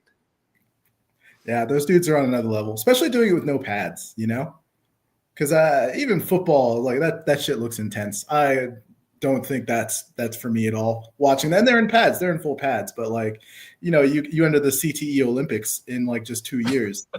Rugby, I'm kind of surprised that any of them like are able to talk without constantly slurring their speech in those like post-game interviews.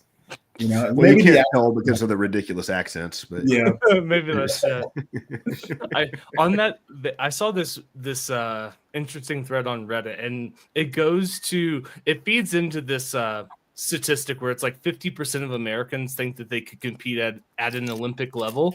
And it was the would you rather was, would you rather take $1 million or you have to gain 10 yards as a running back in the NFL? Like you just yanked, you know what I mean? Takes you as many carries as it takes you. You get 4. You get 4 carries to get 10 yards in the NFL for $10 million. What would you take? And the amount of people that think that they could take a tackle from the linebacker coming downhill in that gap was mind-blowing. Dude, give me the easy million because I'm not getting up. Dude, I got hit once by an all-state safety, and it made me quit football. Like, that was like... I got hit as a freshman. I was like, oh my God, like I don't want to get hit no more. And that guy was just like a moderately good athlete. I can't imagine trying to take a hit from somebody that's like a professional gladiator. No way. No freaking way.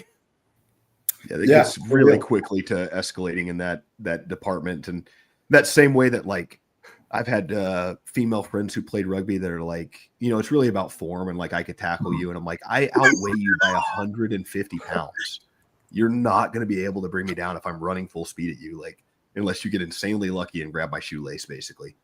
I mean, it's not even like, oh, it's kind of like it's the same thing. Well, if we're trying to hit a professional athlete, like they're that much bigger and stronger than we are in a lot of those areas that like you just don't have the physical tools. There is a mechanical disadvantage you cannot overcome. There was something that informed. So there was a dispensary in Trinidad that I met the owner of it one day. And it's a weird place to stop. He was, well, I was working in Colorado at the time. So he was a former linebacker for the Miami Dolphins. Didn't have a distinguished, you know what I mean? Probably did like 4 or 5 seasons in the NFL. And how, like, I feel like that guy might be able to like eat half of me for breakfast. Like that's how big he was. I even asked him, I was like, how do you get your shirts on in the morning? Like, how do they not just rip at the seams like every time like your bite? Like, how do they fit in those shirts? And to like think first about, I just go, ah! And then the t-shirt fabric softens around my body. Thinking about getting tackled by that dude and then getting up and trying again. Yep. 4 tries. There's no freaking way. Sorry, I didn't mean to cut you off. It's fine. I think most people don't consider like how wide the gap is in performance as you go up like each level. Like it's almost like impossibly different, you know, to the point where like people just can't fathom it. They can't conceive of it. You know, people think like, oh, well, I can run like a 4.8, a 4.9. I'm faster than most NFL linebackers, and it's like, or linemen, not linebackers. And it's like, yeah, but the lineman's 300 pounds. You might be 170. You know, he's matching your speed, and he's twice your weight, and probably 8 times as much muscle. And then, yeah, not to mention the amount of muscle it takes to propel something that large to more than your speed or your equal speed. Like that same kind of muscle propulsion is in his hand when it hits your fucking chest too. Absolutely. And like people don't want to believe it, you know, they want to believe that like, oh, you know, if you work hard, you can have anything, that everyone's the same. We're all more or less equal. Nope. He just tried harder than you. Cause you know, it's the story that athletes will tell you as well. They'll tell you they're like, oh, you know, I put in a lot of practice. And it's true. They probably did put in a lot of practice, but you know, there's like 10,000 other people who put in a lot of practice too. And they didn't get anywhere close to where you got. You know, like what's his face, the sprinter for Jamaica, Usain Bolt. Mm-hmm. You know, a lot of people are like, you know, diet's the most important thing. You got to watch what you're eating and whatnot. When he went to the Beijing Olympics and set the record for the 100-meter dash, he only ate chicken nuggets because he didn't want to try any Chinese food the entire time he was there. It's like Michael Phelps ripping the bong, right? Yeah. Well, to be fair, that's just resistance training right there. It's strengthening the lungs. Yeah, he's training his lungs. Yeah. In that regard, it's animal form. It's like all animals are equal, but some are more equal than others. You know, yeah, I don't know if he's actually ever going to be able to join us tonight or not. We might have a surprised Jamie Kane visit at some point. But that's a good example of a guy work his ass off. He's a shorter than average man who worked his dick off, got to play college football for it. But I believe Jamie told us once, never had a drink of his life. Like you don't think there's guys that didn't work as hard as a guy who never had a sip of alcohol in his life and is 5'2" or 5'1", however tall Jamie is, and made a college football roster. Damn, you did him dirty there, Logan. I went a little bit low on the but I mean, obviously that's a guy that worked his ass off in the weight room to be good at football. And he wasn't going to make it to the NFL. In fact, he was never going to get a scholarship to a SEC school. Maybe he could have got a D1 school, maybe there was the route to that if he knew the right people and worked a little bit harder. But there's just a cap to it. In the same way, like I made that joke earlier about everybody I talked to, and I never had any serious conversations about playing college football, but the few people that had showed any interest in me were when I was very young, because the trajectory of my size was that I might be a 7-foot monster someday when I was 12 years old. When they found out that wasn't the case, it's like, well, we're kind of capped out on what we can use you for, man. You're slow and you're 6 foot tall. Like, there's just not really space for you on this team. You either got to be an absolute monster of muscle, or you better be able to run a 4.6. It's like, I remember I got like a couple of track offers from like D2 schools that I'd never heard of, and it's like, oh, that sounds great. Let me go run the 400 for 4 years of college. That sounds so great. That sounds awful. That was most of the conversations I had. It was like, after 4 years of practice squad as a 5th-year senior, we might find, and I was like, I'm already on my way to Tech to drink. Right. But what about 2-a-days? Don't you want to? Oh man! I was like, I'm probably going to be in such good shape from having so much sex in college anyway. I don't really need this 2-a-days.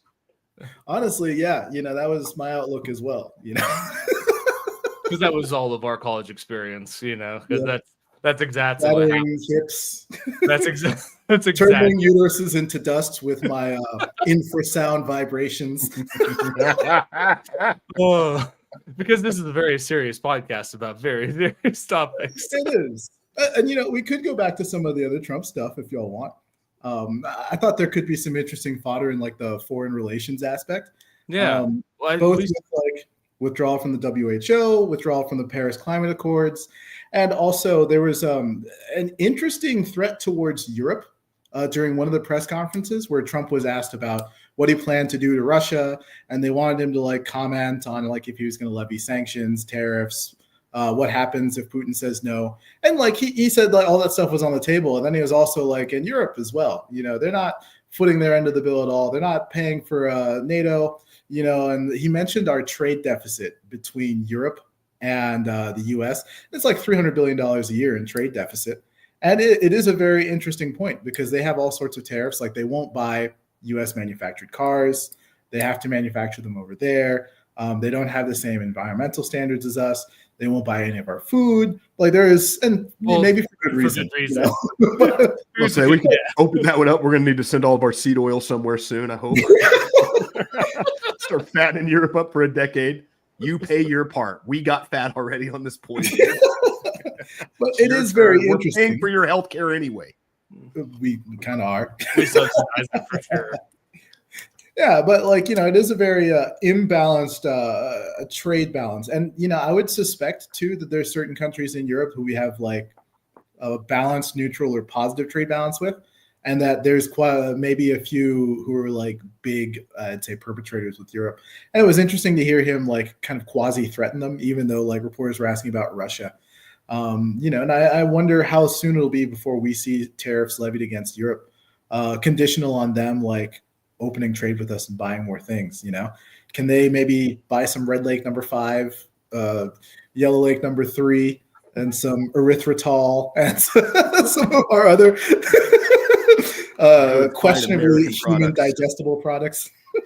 I would bet that if you could get every standing member of NATO to contribute their what is it supposed to be 2% of your GDP? Interrupt real quick here. So It is supposed to be 2%. During the press conference, he said maybe it should be 5%. Just like throwing this out there. It's like, yeah, 2%, guys, but maybe it should be 5%. I mean, it's like it's 2%. That's not even that much. It's It's been two for a long time, almost too long, some people think. and they don't even pay their 2, so maybe it should be 5. I don't know. You take two for decades. Maybe it should be 5 to make up. Time lost and whatnot. I think it's so fascinating that in a conversation about Russia, all of a sudden Europe just ends up in the crosshairs, because from an American perspective, I've never bought into all of the saber rattling when Zelensky or anybody that's a strong proponent of why the West needs to support Ukraine. They're like, well, Ukraine is the bastion of democracy, and if it falls, then they're coming for you. It's like, no, there's still an ocean in between me and you know what I mean? It's like if I'm Polish, sure, I would be very concerned about what happens in Ukraine, because, Poland has that unfortunate history of being a very flat place between two superpowers that always gets invaded. As an American, though, I'm like, I really don't think that Russia's coming for us. Yeah, go for it. You'll move on Alaska. We'll move right on Greenland when you're not looking. There's so much of this kind of like when Europeans, they try to like tie us in with them. It's like, well, this affects all of us. It's like, that actually affects you guys, right? It's like, if I'm Polish, Latvian, Lithuanian, Estonian, yeah, sure, I would really care about like what Europe really and NATO is doing and all of those things. But it's like, as an American, it's like, I don't know. It's like if Russian tanks rolled into Riga, how would my life change? And to the point, I would challenge most Americans to tell me what the capital. You know what I mean? What country is at the capital of? Most Americans like, who? What? So then tell me about how that city falling is actually going to change. I just learned about Kiev. Right. and so, to be honest, I mean, what truly made American economic status the superpower it is, if not war in Europe? It was rebuilding Europe for sure, because everybody was decimated after World War II, and we're just like, oh, we did lose some boats. That was really hard for us. As the rest of like the world is in ashes, we were like, we're really sensitive about our ships, all right, but that's pretty much all we lost. Didn't much like how you guys peppered our ships that were outside of your docks. Don't touch our boat. Respectful. And it is interesting too, because I feel like Europe has always taken our alliance for granted. And I know I've commented on this before, so I'll be brief in that sense. But from the perspective of having to work for an alliance, or actually having to do some sort of tit for tat, something in return for this, I think is something that needs to re-enter the conversation in Europe. Because there's just kind of like an assumption that will always be there, in much the same way that like if you end up in the friend zone with a girl and she's like calling you like, hey, you're gonna help me move, right? And the U.S. That's is just right. You got to get out of that friend zone. You got to bang her best friend. Well, really, what the U.S. needs to do is take a look at Japan. The boobs have gotten bigger over there, and Hell Japan yeah. is perfectly willing to trade with us. They're a down-ass bitch, ride or die, you could say. And maybe we ought to start looking that way, and maybe we'll help Japan move. Maybe the war with Russia will happen on that side, and we'll just kind of let Ukraine just kind of chill. We'll take back the Sakhalin Islands for Japan, contested for the last almost 100 years. All that gas up there, yeah, we got you. We got you, Japan. Did you bring up Japan's boob enlargement and the Silicon Island in the same sentence? The Silicon Island. Well done, Logan.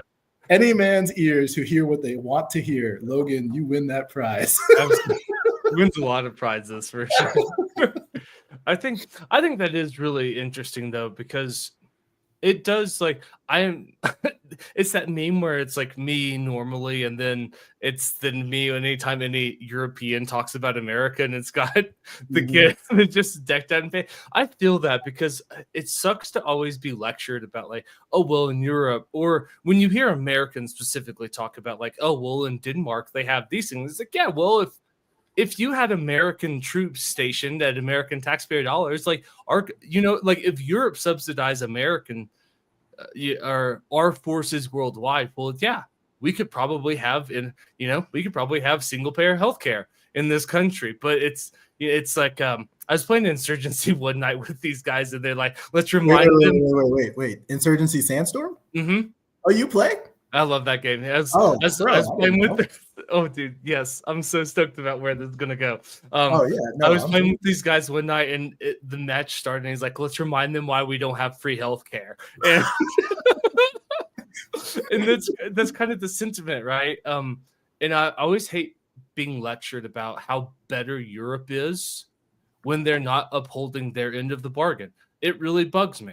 Because, yeah, we could have a lot of things if we weren't subsidizing European defense to the tune of how many billions of dollars, maybe not hundreds of billions every year, but definitely tens of billions. You could do a lot of things with that money domestically. And so when the conversation pivots to it's imperative that America cares about what happens in Ukraine, it's like, does it? Does it? Do I particularly care if there's Russian tanks in Krakow? I can't say I do. It's like, would it be a tragedy for all of the people that have to live through that? Absolutely. But Yeah, absolutely, man. I mean, I only have the moving van for 6 hours. I thought you were going to come by. How am I going to get my bookshelf moved to my new apartment? it's like, I don't know, call your other friend that like call your friend that you're always with at night, that you can't be bothered to hang out with me. Why don't you go call them? Exactly. But I don't know. We'll see. I'm hoping Europe ends up coming to the table. And also there's the opportunity for elections in Europe. I mean, they got Meloni in Italy. They overturned that election in Romania. But that's a train that is not going to stop, even if they derailed it for a little bit. AFD might win in Germany. Who knows what could happen in France once they figure out what's going to actually happen after the next parliament gets assembled. Spain is a fucking basket case, but they've been irrelevant anyway. It doesn't matter. So, I mean, there's certainly a possibility that like European politics alone could preclude this entire debate to the point where, you get a string of politicians who want to come to the table anyways. But it still is interesting watching that from this perspective because we do hold all the cards. Like we withdrew from the WHO. And again, in Trump's press conference where he's talking about it, apparently the WHO is charging us like $500 million a year. And China was paying $39 million. And Trump made the point that, China has 3 or 4 times our population. Why are they paying less than 10% of what we are? And supposedly he said he had a deal worked out where we would be paying $39 million in 2021. And he says Biden reneged and just kept paying the $500 million. I have no idea if any of that's true or not. But again, just weird that we're being charged more. It's never been any of our wet markets that started plagues. It does beg the question, why do we need the WHO? Why do we need to be a part of it? And I don't have a good answer to that question. What is the function? And this is the really stupid pedestrian question, but I'm going to ask it because it's genuine. What is the function of the WHO? I don't know. My guess is that it's to like standardize health practices in developing nations. That would be my guess. So to sterilize them. Yeah, exactly. You got to get the Bill Gates vaccine going and make sure that they stop having kids in these problematic places, even though we're feeding them nonstop. Enter schizo. It's like, I didn't take my lithium. We're sterilizing all the black people. But yeah, truly, I don't know what the answer is to that question. I mean, we can look it up and see what pops up. Yeah, I was already Googling. It says, they're on that same vein, in charge of coordinating and directing global health, and that the goal is to improve health worldwide. I mean, that's pretty. That's there's pretty not vague. really much meat there. It's like, what does that even mean? And to the same, it's like, I don't. Once again, shame on me for not understanding this, but I've never understood what the Paris Accords actually mean or do. They had some restrictions in there for like CO2 emissions, and it's gated by year. So like by a certain year, you're supposed to achieve a certain decrease compared to like, I don't remember. It was either your 1990 or your 2000 emission levels, but there are carve outs for certain countries. So like China is exempt and they keep expanding. India is exempt. A few other countries are exempt. Oh, you mean all the people that shit outside? and have wet markets. Yeah. Those people get the exemption, and us Yeah. God-fearing Americans who follow the rules. And you could make the argument that these countries didn't get to have an industrial revolution, so they should get like a chance to pollute and whatnot. And you know, whether that's a fair argument or not is beyond me. But like, I don't really see why bureaucrats an ocean away should be determining our CO2 emissions to any level. It doesn't really make sense. Like, what do they know about us, our lifestyle? And you know, they're buying goods that are produced here, especially digital goods. When it comes to like, you know, where are your servers located? Where's all your technology company coming from? They require power. You know, we're burning that power, and you're consuming it, and you're not consuming the energy. So, like, of course, the CO2 is coming from here. But who really knows like where these things need to go? And Yeah, it's a good ultimately, point. Where does the obligation for that CO2 emission go for that truck when you buy it in Mexico? Like, is that still an American truck emission when it was made and produced for somebody in a different country? I never thought of it that way. That's very interesting. yeah, and like a lot of cars in Europe that are produced, they're either produced in Europe or they're produced in China. And you know, if China is making your cars and they're burning coal to do it, you get to kind of offset the entire CO2, and you just get to buy your produced good with no real like environmental impact that the Paris Accords see anyways. You know, I'm actually getting kind of jazzed up about that now. Like, if we could start getting F-150s into Europe and start converting all their dumb bike cities into truck cities, then we could maybe shut up some annoying bikers over here about like, well, European cities are like, not when we gave them real trucks to drive around. They fixed that shit. I can't wait till we decree that they have to widen all their streets. And it's like, yeah, you guys are going to knock down the walls of this cathedral. It's awfully inconvenient. You know that chapel's been in your town for like 1,000 years, but it's not wide enough for an F-150. So if you want your defense, it's got to go. All your roads Maybe they have could to be do standardized, so European F-150 over-under streets, left turns. southbound the basement level, northbound Oh top my level of the road. If two Dodge Ram Power Wagons can't drive side by side with tow mirrors and drivers can fist bump through the window, then the street's not up to code. Sorry, guys. Sorry, no We're defense trying to for you. civilize your backwards ass country. Listen to us. Oh my god, that's so interesting because I've never understood like these, like, yeah, the Paris Accords, or because there's all these carve outs that don't even make sense. So it's, you know, it's like, and I don't know what and this is like truly uninformed conversation. I don't know, like, is The America statement or this that much of podcast? both?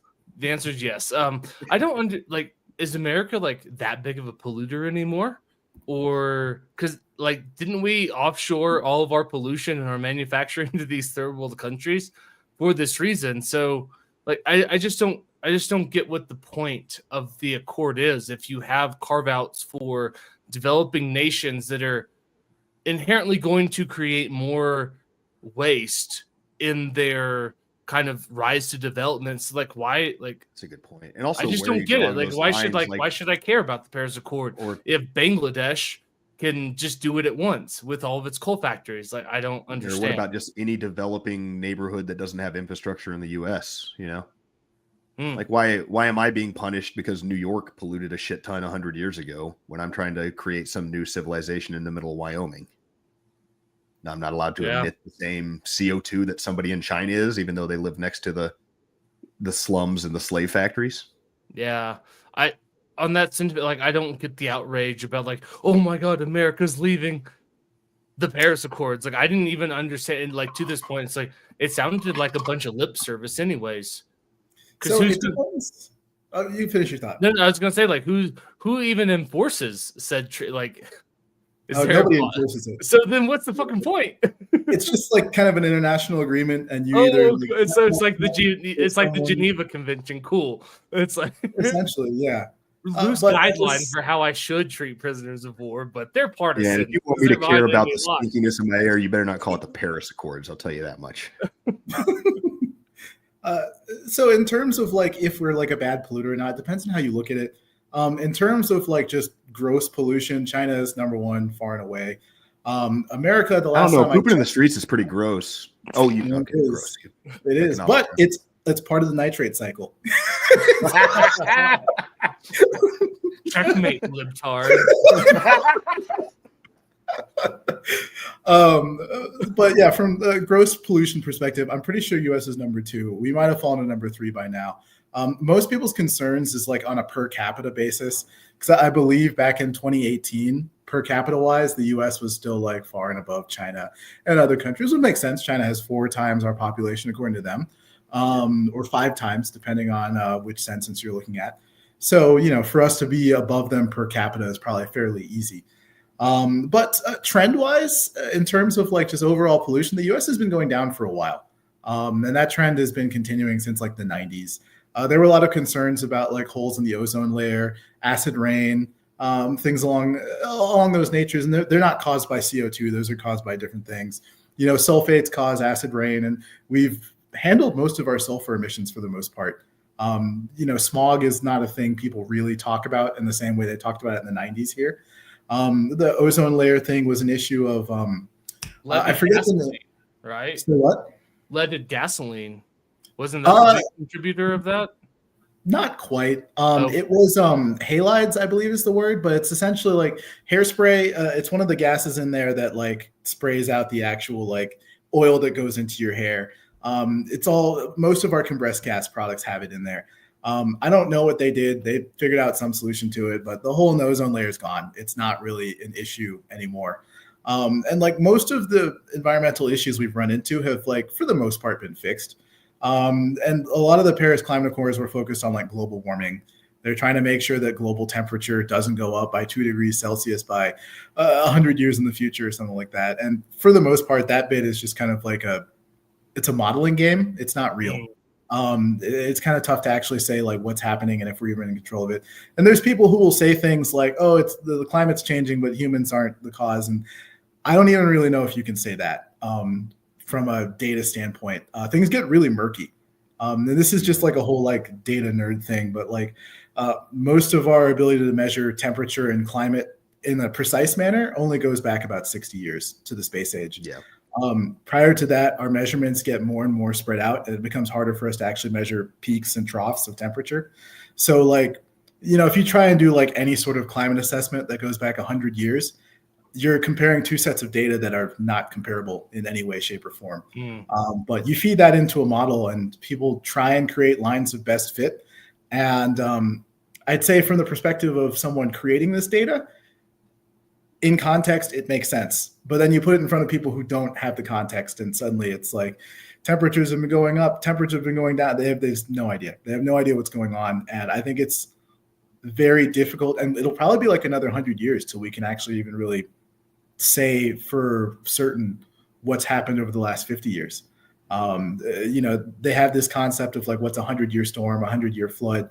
And even that information is like sparse and limited. You know, we have hurricane measures, but like the idea of a hurricane, we've only been measuring them for 150 years. And before we do it by just showing up after the fact and try and guessing how many roof tiles were torn off the roof to understand how strong the winds were.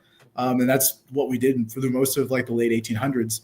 Before that, we didn't have that. It was a 15 Tyler.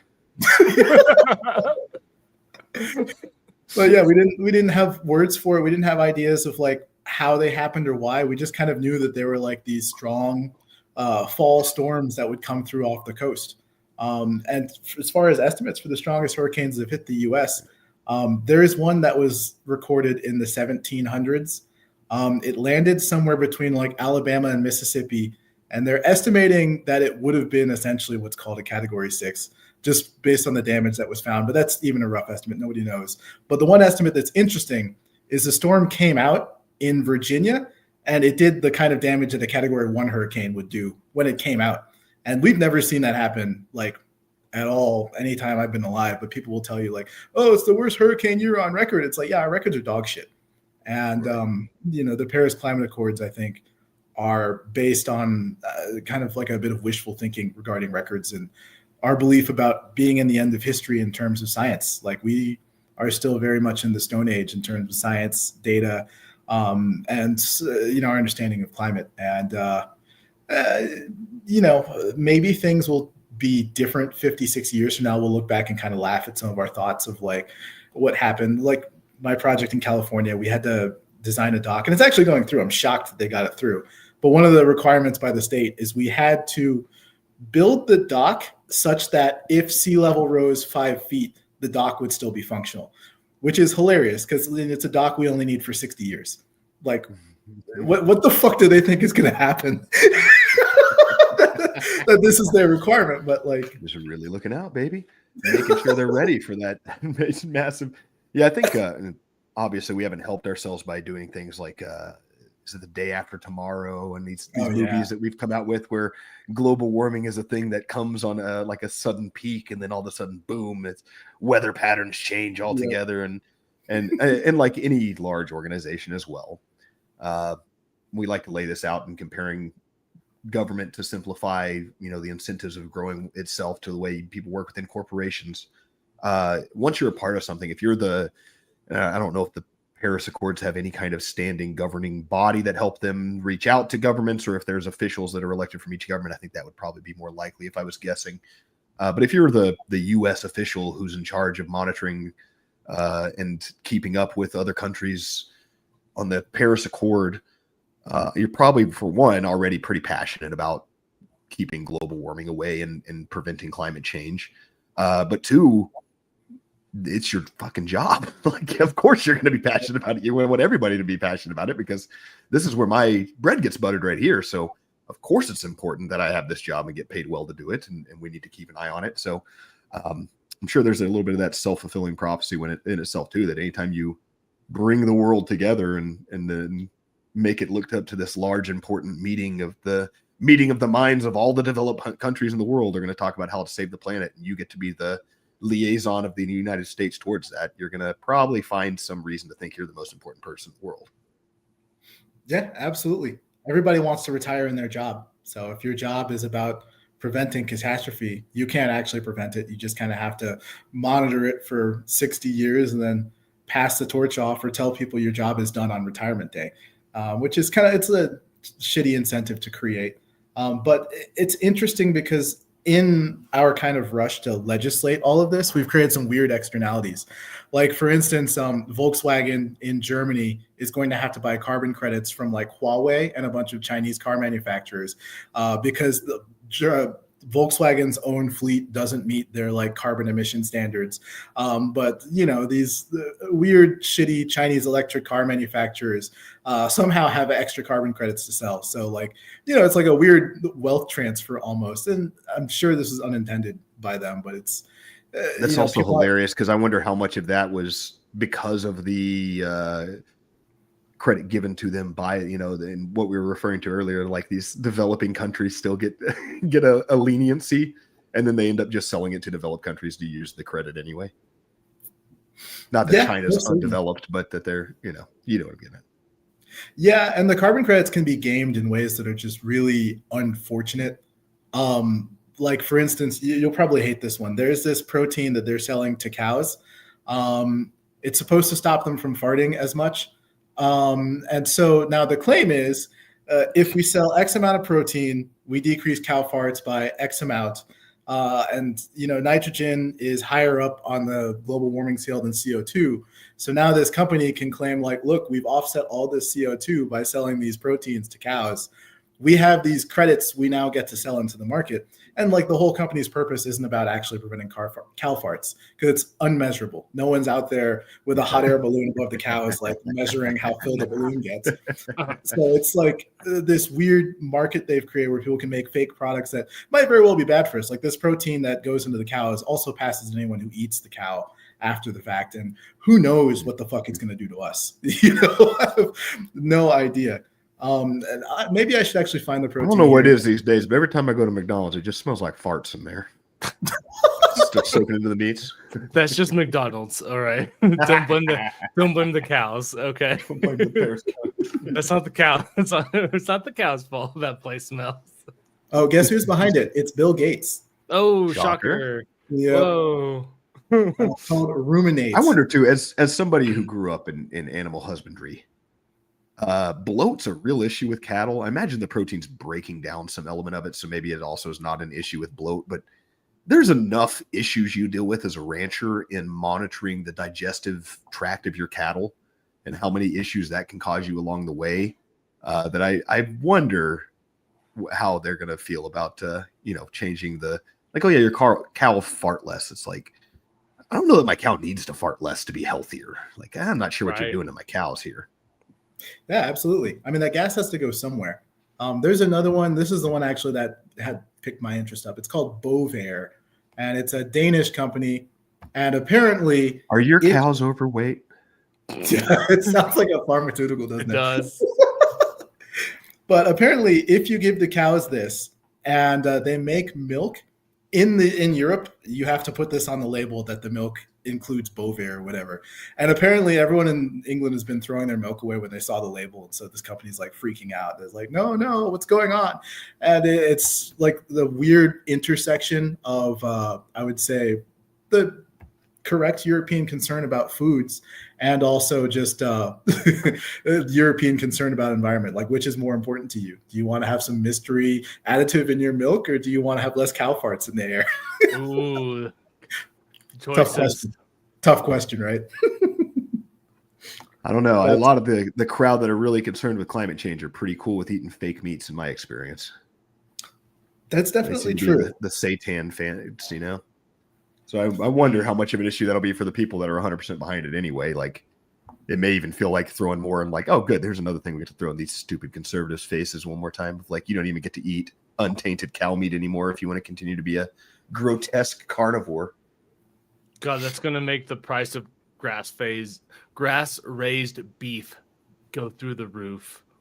Man, Yeah, between that it and will. replacing tallow and all the fryers, like, I might move back to the ranch and start the cattle thing back up. It's like it actually might, like, ranching might be profitable once again instead of this massive write-off that people were like, oh, you must make so much money. It's like, oh, you have no idea how much we lose would be every year. It would be a kind of hilarious trajectory for my life to have been like born too late to be a fun desperado cowboy where I had to do everything by the books for the government and then getting out of it right in time for it to become massively profitable again. Mm. Heavy as the that's a heavy Damn it. burden, man. I'll figure it was- out. There's some cattle out there. It will certainly be interesting to see how much we divert from Europe, considering, like, obviously RFK's move for things to be healthier. The beef tallow move, super cool. They just banned like red dye 49 or whichever one it was. I don't remember. Finally, which is also funny because they banned it in like topical products in the 90s because it was like cancerous or something. But the FDA said it was food safe for like another 30 years until right now when they're like, yeah, we finally did the study and we realized you can't eat it either. And it's like, God damn. It's like, oh, it's bad for your skin, but it's okay for your stomach. No big deal. Your Yeah, ends, right. that stomach acid gets it. No big deal. Don't worry about it. Well, actually, thought it gets neutralized once it enters your bloodstream through the digestive tract, so it's not a big deal. Don't worry about it. Don't worry about it. Don't worry about it. Speaking of, is RFK, is he still, have they even had his Senate hearing yet, or is he being stonewalled? Good question. I have That's a no good point. idea. I haven't heard about him in a while. Let's see. There's a story on a bunch of news websites about something getting in the way of it. I'm not like cool enough to click and actually read the story Mm. because that just seems like a lot of work. But Huh. yeah, it looks like his Senate hearing hasn't happened yet. Oh, wait. Okay. So they're going to hold the confirmation hearing next Wednesday. Oh, okay. Well, at least it's scheduled. Yep. And they just announced that literally an hour ago. What's getting in the way? Okay. Yep. There it is.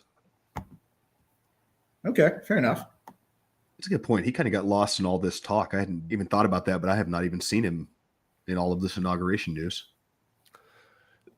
Yeah. A lot of things took a back seat, it seems. And There's so much to keep up with. This is fair. It's been a like, day. I don't even know what happened today. And like, there's other shit we still haven't talked about, like the 500 billion for these AI data centers, which is, Mhm. I thought it's kind of wild. And like, I'm not going to bore everyone with too many of the details, but someone asked what would the benefit be to the American people from these data centers. And the answer is something that's going to piss a lot of people off. They wanted to make mRNA vaccines and use the AI data centers to like do blood analysis for cancer and give you like a vaccine for your specific cancer based on its genetic profile. And like, to be fair, actually is really fucking cool. But mRNA Agreed. just has such a bad name. It's been because of it's the been tainted. It has. But if I get cancer and such a technology exists, I will get the cancer vaccine. Oh, I'm all in. It's like, would you like to wither away with your painful chemo treatments, or like try this experimental vaccine that's tailored specific? Give me the tailored. Yeah, to you me. get your goddamn fast acting, developed under the shade of night COVID vaccine out of my fucking face. I don't believe in that mRNA shit. Do you want this one for cancer? Yes, I very much believe in cancer. Absolutely.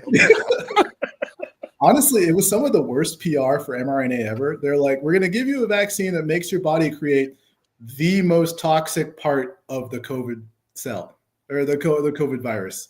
The one single surface protein that's going to fuck you up the most. We're going to have mRNA create those.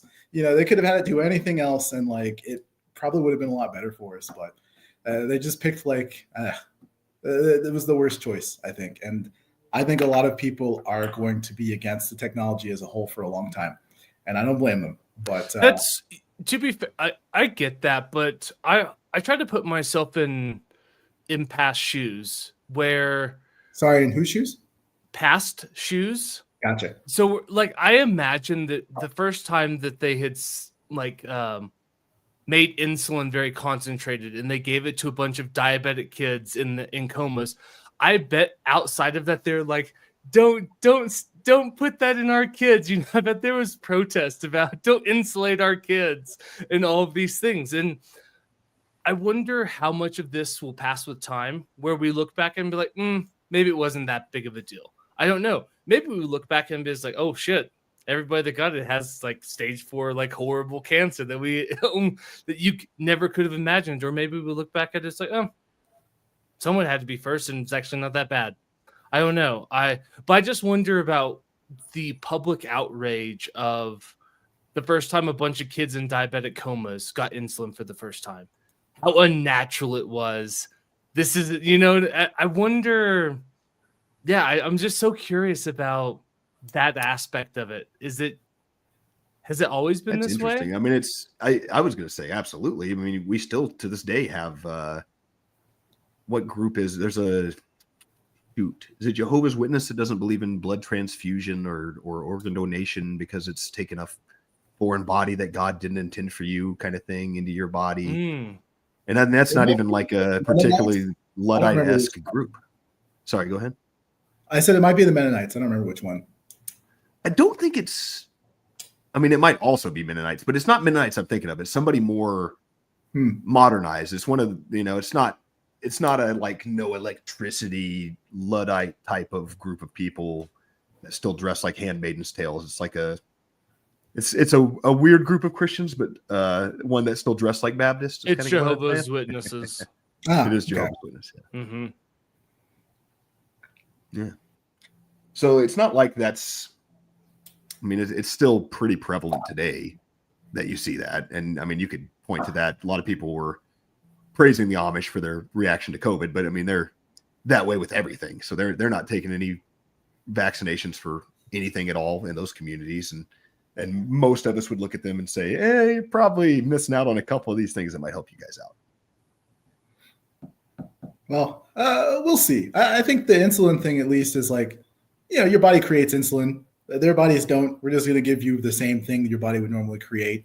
There's less of a pushback there. Because, I mean, like the COVID, it was just badly designed. It's like the most cytotoxic protein on the virus. And just one, not all surface proteins. So, like, it's really easy for the virus to evolve away and escape. Like, it just bad design. I think it's a bad look overall. And I think it'll be tough for people to compartmentalize that and understand that, good technology can be deployed badly. And it doesn't mean that it's bad. But yeah, that's I think. Well put. Well said. Indeed. Because none of us are vax. You know what I mean? Like, this is so outside of the wheelhouse of anything that we understand fully. It's like, well, I actually got my PhD in nanotechnology and mRNA vaccines. All right, so really curious. I think this is a good way to send us out. Elon Musk. Oh, Buzz Lightyear. Right. I had a friend I was talking to yesterday called him Nostistic, which I thought That's was good. incredible. That's pretty good. All right, I- so thoughts, opinions, outraged. Is this just a faux pas where you can instill this image into one of tens of hundreds of images of other prominent people making the same thing? Is Elon Musk secretly a Nazi? Is it somewhere in between? What are your thoughts? My internal urge is just a friend enemy distinction, and if my enemies say it's bad, I say it's good. If my friends say he's a good guy, then he's good. So that's as far as my ethical Elon friend. rationalization will ever go. Elon friend, no Nazi. Cybertruck, cool. Maybe not so good. Transfer property your way there. Maybe Nazi. No, I definitely I mean my knee-jerk reaction is like there's no way it could have been. I didn't even see it, and I was already kind of like pushing back on people that were like, "Isn't that crazy that he just did it?" And I was like, come on, it wasn't that, was it? And I didn't actually see the video until earlier this morning. And man, the slapping yourself on the chest right before sure does not help the look any. However, I don't think there's anything to this. I mean, for the simple reason that one, he came out and denied it afterwards. So the argument then is that it's a dog whistle to Nazis. But if you're dog whistling Nazis, it's a pretty strong dog whistle to out yourself with, to do a straight up Nazi salute. So it's kind of like, it just doesn't really add up on any level as to why it would have been beneficial to this super genius who's supposed to be smarter than all of us. Granted, socially awkward and not great on stage sometimes. Maybe To that's why decide to the like Nazi salute. openly disclose that he's a Nazi to the rest of the far right white supremacists in this country now that Trump's in. It just seems like it makes no sense. There's no tact to it. There's no benefit to be gained for him to out himself on day one to what would be a very hostile crowd in front of him. But it makes no sense. And also just the fact that the ADL, who called Greta Thunberg an anti-Semite of the week not too long ago, came out and said, no, this looks like an autistic man being awkward. And the ADL, for anybody who's not familiar with them, is not shy about calling out anti-Semites.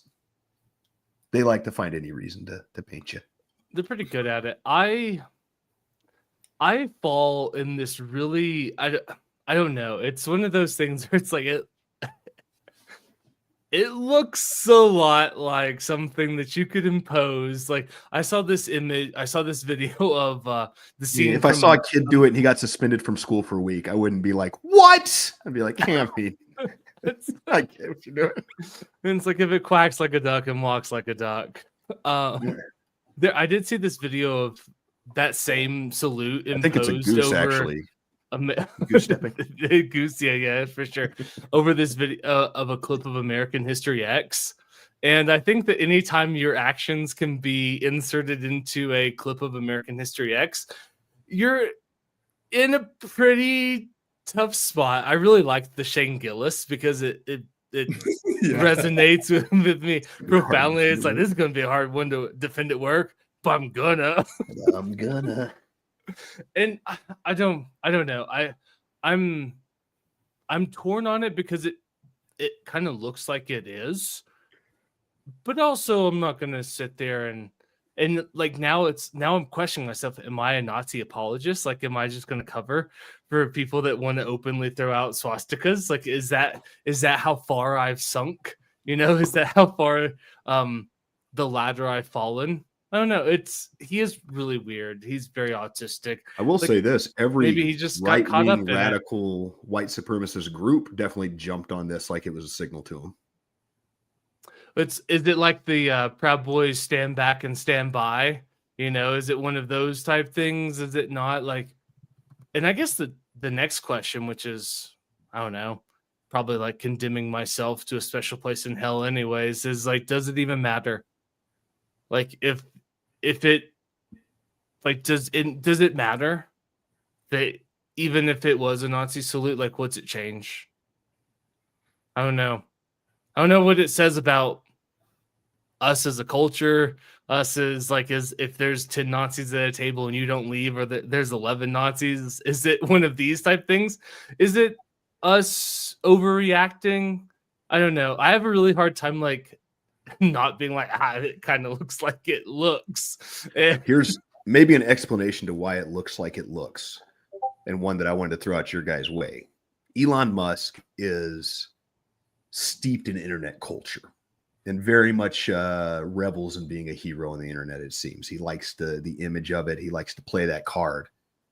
Is this just a masterful troll job after 8 years of the left calling everything they thought looked remotely like something that was unfair being labeled as Nazism? Was this his little laugh to go, my heart goes out to you, knowing they're going to call him a Nazi, just so that he gets to go on Twitter the next day and be like, oh my God, everything's about not, just to kind of drive home that meta point of like, look how much you guys wore this term out. I did a fucking Nazi salute on stage when we put this fascist in office, and everybody waved it to the side because you fucktards called us Nazis for 8 goddamn years. You already burned everybody out on it. Maybe. I mean, did you guys see that Andrew Tate clip talking about it? I'll have to send it to you, bro. He's laughing. He's like, dude, if I'm Elon Musk, I'm entering every room like that from now on. It's like I'm walking in the room saying this. Hey guys, just so everybody in this room knows, my heart goes out to you.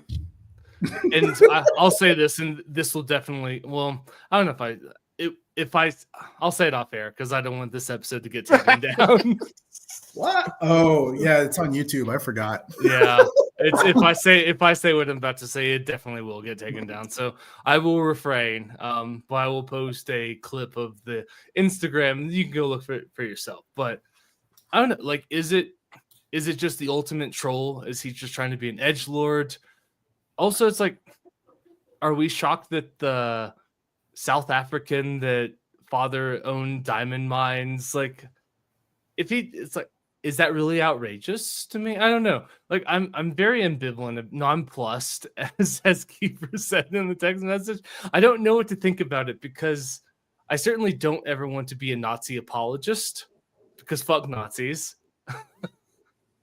I don't, it's like nothing about that I'm down with. Is this just, you know what I mean? Did he just get us in this like weird catch-22 in cultural where we all just like, my brain can't compute, and he just moves on with his life and be like, no one's paying attention to these, like, this new DoD contract I just got with SpaceX. Is it like the ultimate distraction? Like, look over here, they're calling me a Nazi as I just made hundreds of billions of dollars off a new contract. Yeah, it's possible. Maybe, but like ultimately, I think our cultural affinity towards World War II has to end at some point. Like a lot of history has happened since then. Like there's a lot of context. There's a lot of other things going on. Was that really such an important moment in our history? And I think in the 90s, yeah, sure, it was. You got to watch Band of Brothers and Saving Private Ryan as all of the greatest generation got interviewed for TV, Schindler's List, everything, and boomers got to pat themselves on the back again for more stolen valor. But I just don't really think it's as important as like media wants to make it out to be. To the point where like, is Elon thinking in terms of like 5D, I'm going to troll them? Maybe, maybe not. Should I care? I don't think so. My bigger problem with Elon is that he's been pretending to play video games when he clearly isn't. Oh, I think that's agreed. Like kind of fucked up. Agreed. I'm not stolen valor. Stolen valor. Yeah, and like I'm not even joking. Like the Nazi salute, whatever. Okay, really? A Path of Exile account that's been online for like 80 hours straight while you've been live streaming, you're pretending it's yours? Bro, get the fuck out of here. You can't be in two places at once. That's true. I don't like that. And I think that speaks to his character a lot more than him autistically fumbling on stage and like moving his hands around in weird ways. Your foot's going to go so far in your mouth when he starts showing us all of his clones of himself in 3 days. It's the only way it makes sense, man. I've actually already divided my consciousness into several different bodies that contain me. But like you're like a CEO of a bunch of companies. You have the president's ear. Why the fuck do you need to pretend to be playing video games? That's a really good Because point. It doesn't because make any he sense. loves at the all. attention. He has loves it. the He internet. literally has the Right, attention. but he's very steeped in this meme culture. I'm telling you, he pays attention to memes. He wants to be seen in the bright light, and part of that is you got to be a gamer, dude. You can't just Yeah, be a billionaire slinging dick all over the world, hot chicks. Like you got to be a dork on some level. I can understand having like the World of Warcraft account or whatever his first one was, but then pretending to have a second account on Path of Exile? The fuck? What is this? Wow. That Like, it speaks doesn't- so much to like our culture where that was actually when I heard that, that got me way more inflamed than any of the conversation. Like, is that a Nazi salute? It's like, why is he faking being a gamer? For real. Like, he's not putting in the hours. He can't. I have trouble understanding. I went in like a whole deep dive to figure out what was going on, and apparently he's been faking for a while. Like even in like it was either Quake or the original Unreal tournament, he was telling people that he was like ranked 2 overall and whatnot, and that he was on a team they would have won, but the rank 1 guy's like computer went out and he couldn't carry on his own. Blah blah blah blah blah blah blah. And then they interviewed like the rank 1 guy, and like, yeah, Elon played back then. He was like kind of good, but he wasn't at the top at all. He wasn't in any of the tournaments. He didn't show up to stuff. And it's like, why are you lying about this too? Why are you lying about the past, your history? It makes me question a lot of other things going on in his life that he would like choose to lie about being a gamer.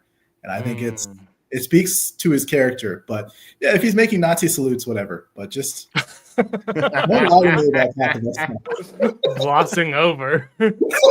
You can make your Nazi salutes, but you do it on live stream like a real Right. gamer. If your gamer tag doesn't have 1488 in it, I'm not even going to believe a word you say. I think to the point of where this has been beaten into us, I think it does say something that when you see all of the headlines about like, oh, Nazi this, Nazi that, it's like, yeah, well, you've been calling everybody Nazis for the last 8 years, so who cares? I think it does speak to like the ambivalence that we have as a culture and a society to this dog whistle of Nazi. So much to the point where like, oh no, like who's to say? And I actually really don't care. Not that that's a condonement of Nazis, but like, I don't know. Like, what am I It supposed essentially to... means politically, it's like asshole for politics now. Like it's Yeah. you know, It's like, if somebody earnestly was like fucking Nazi today, would it be any different to your reaction than if they went, you Nope. fucking asshole? None. You go, "Huh."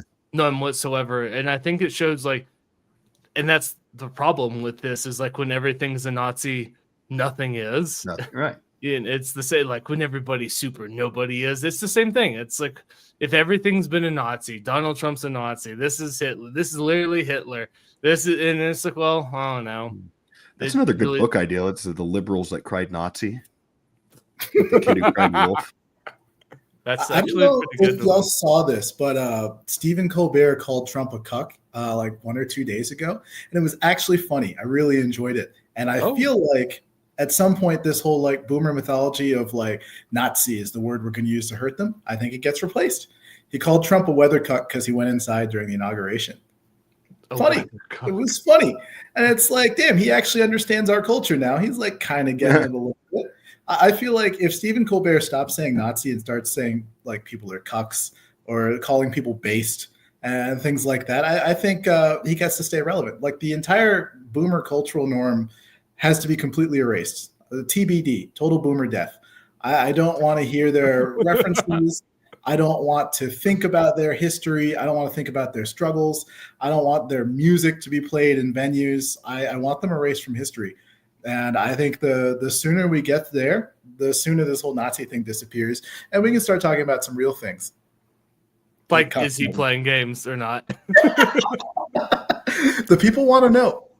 And the other thing too is like when he was live streaming, he wasn't even playing the game correctly. And like you're supposed to be top of the leaderboard, bruh. Get out of here. It is pretty suspicious. Super suspicious, man. And I think this is the issue. Like, if the left really wants to take down Elon Musk, this is where they do it. Because there is so much smoke here. I guarantee there's fire underneath this, man. Ooh. And who knows what he's really lying about. But also, I want to go to Mars and to space. So, like, I kind of don't want it to be uncovered too much.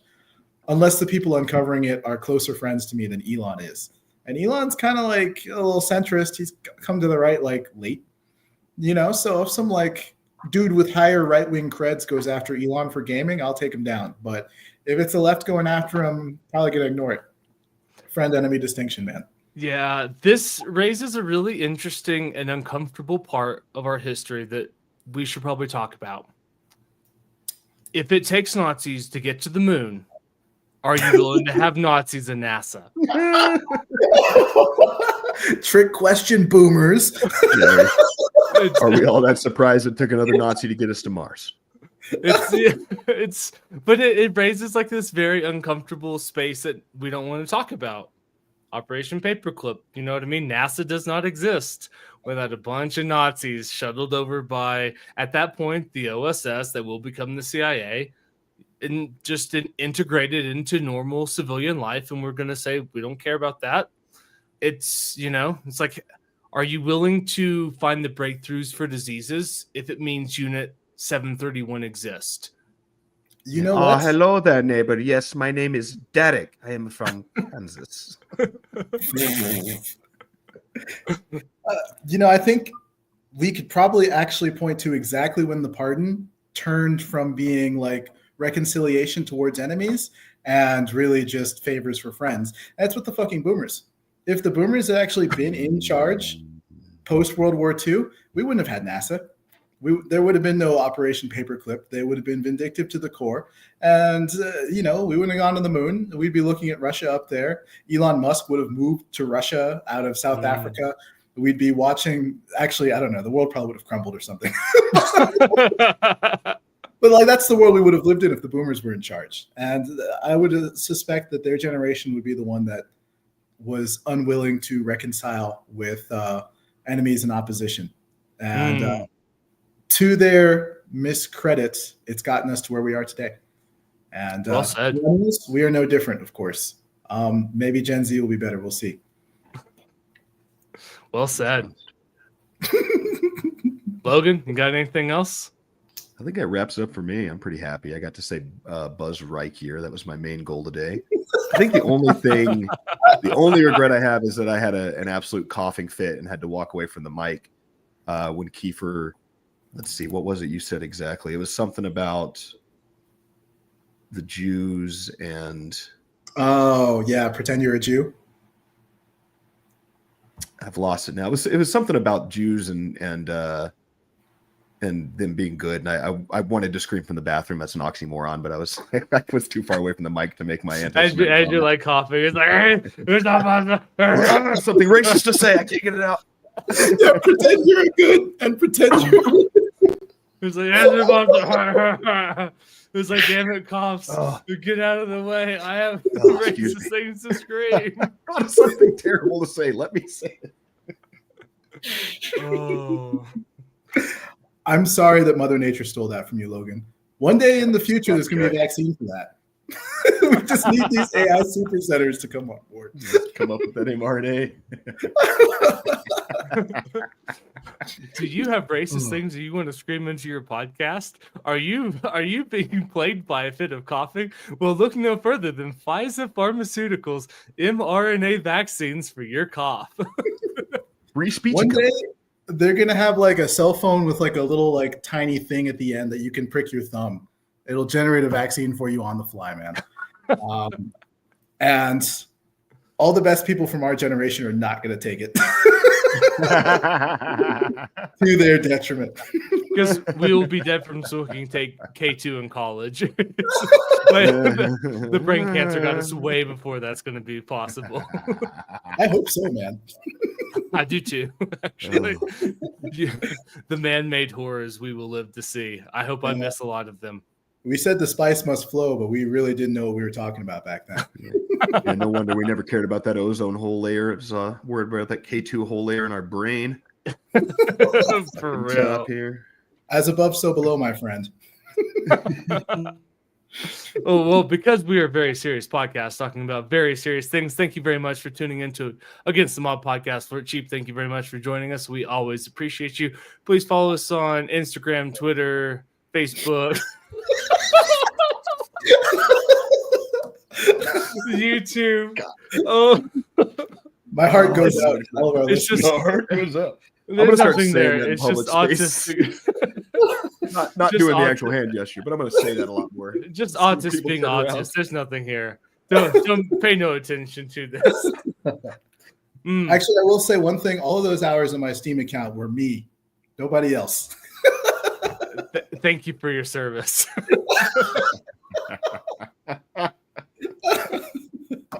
Oh goodness. This episode's definitely going to get taken down. So I'll put it up as a podcast on Spotify because YouTube's not going to allow this to stay up. There's Good call. just no way. So Good thank you call. very much for tuning in, guys. We always appreciate you. And with all that being said, we fight against the mob with people over politics. Good luck on judging people this weekend, Kiefer. We'll see you next week. Adios.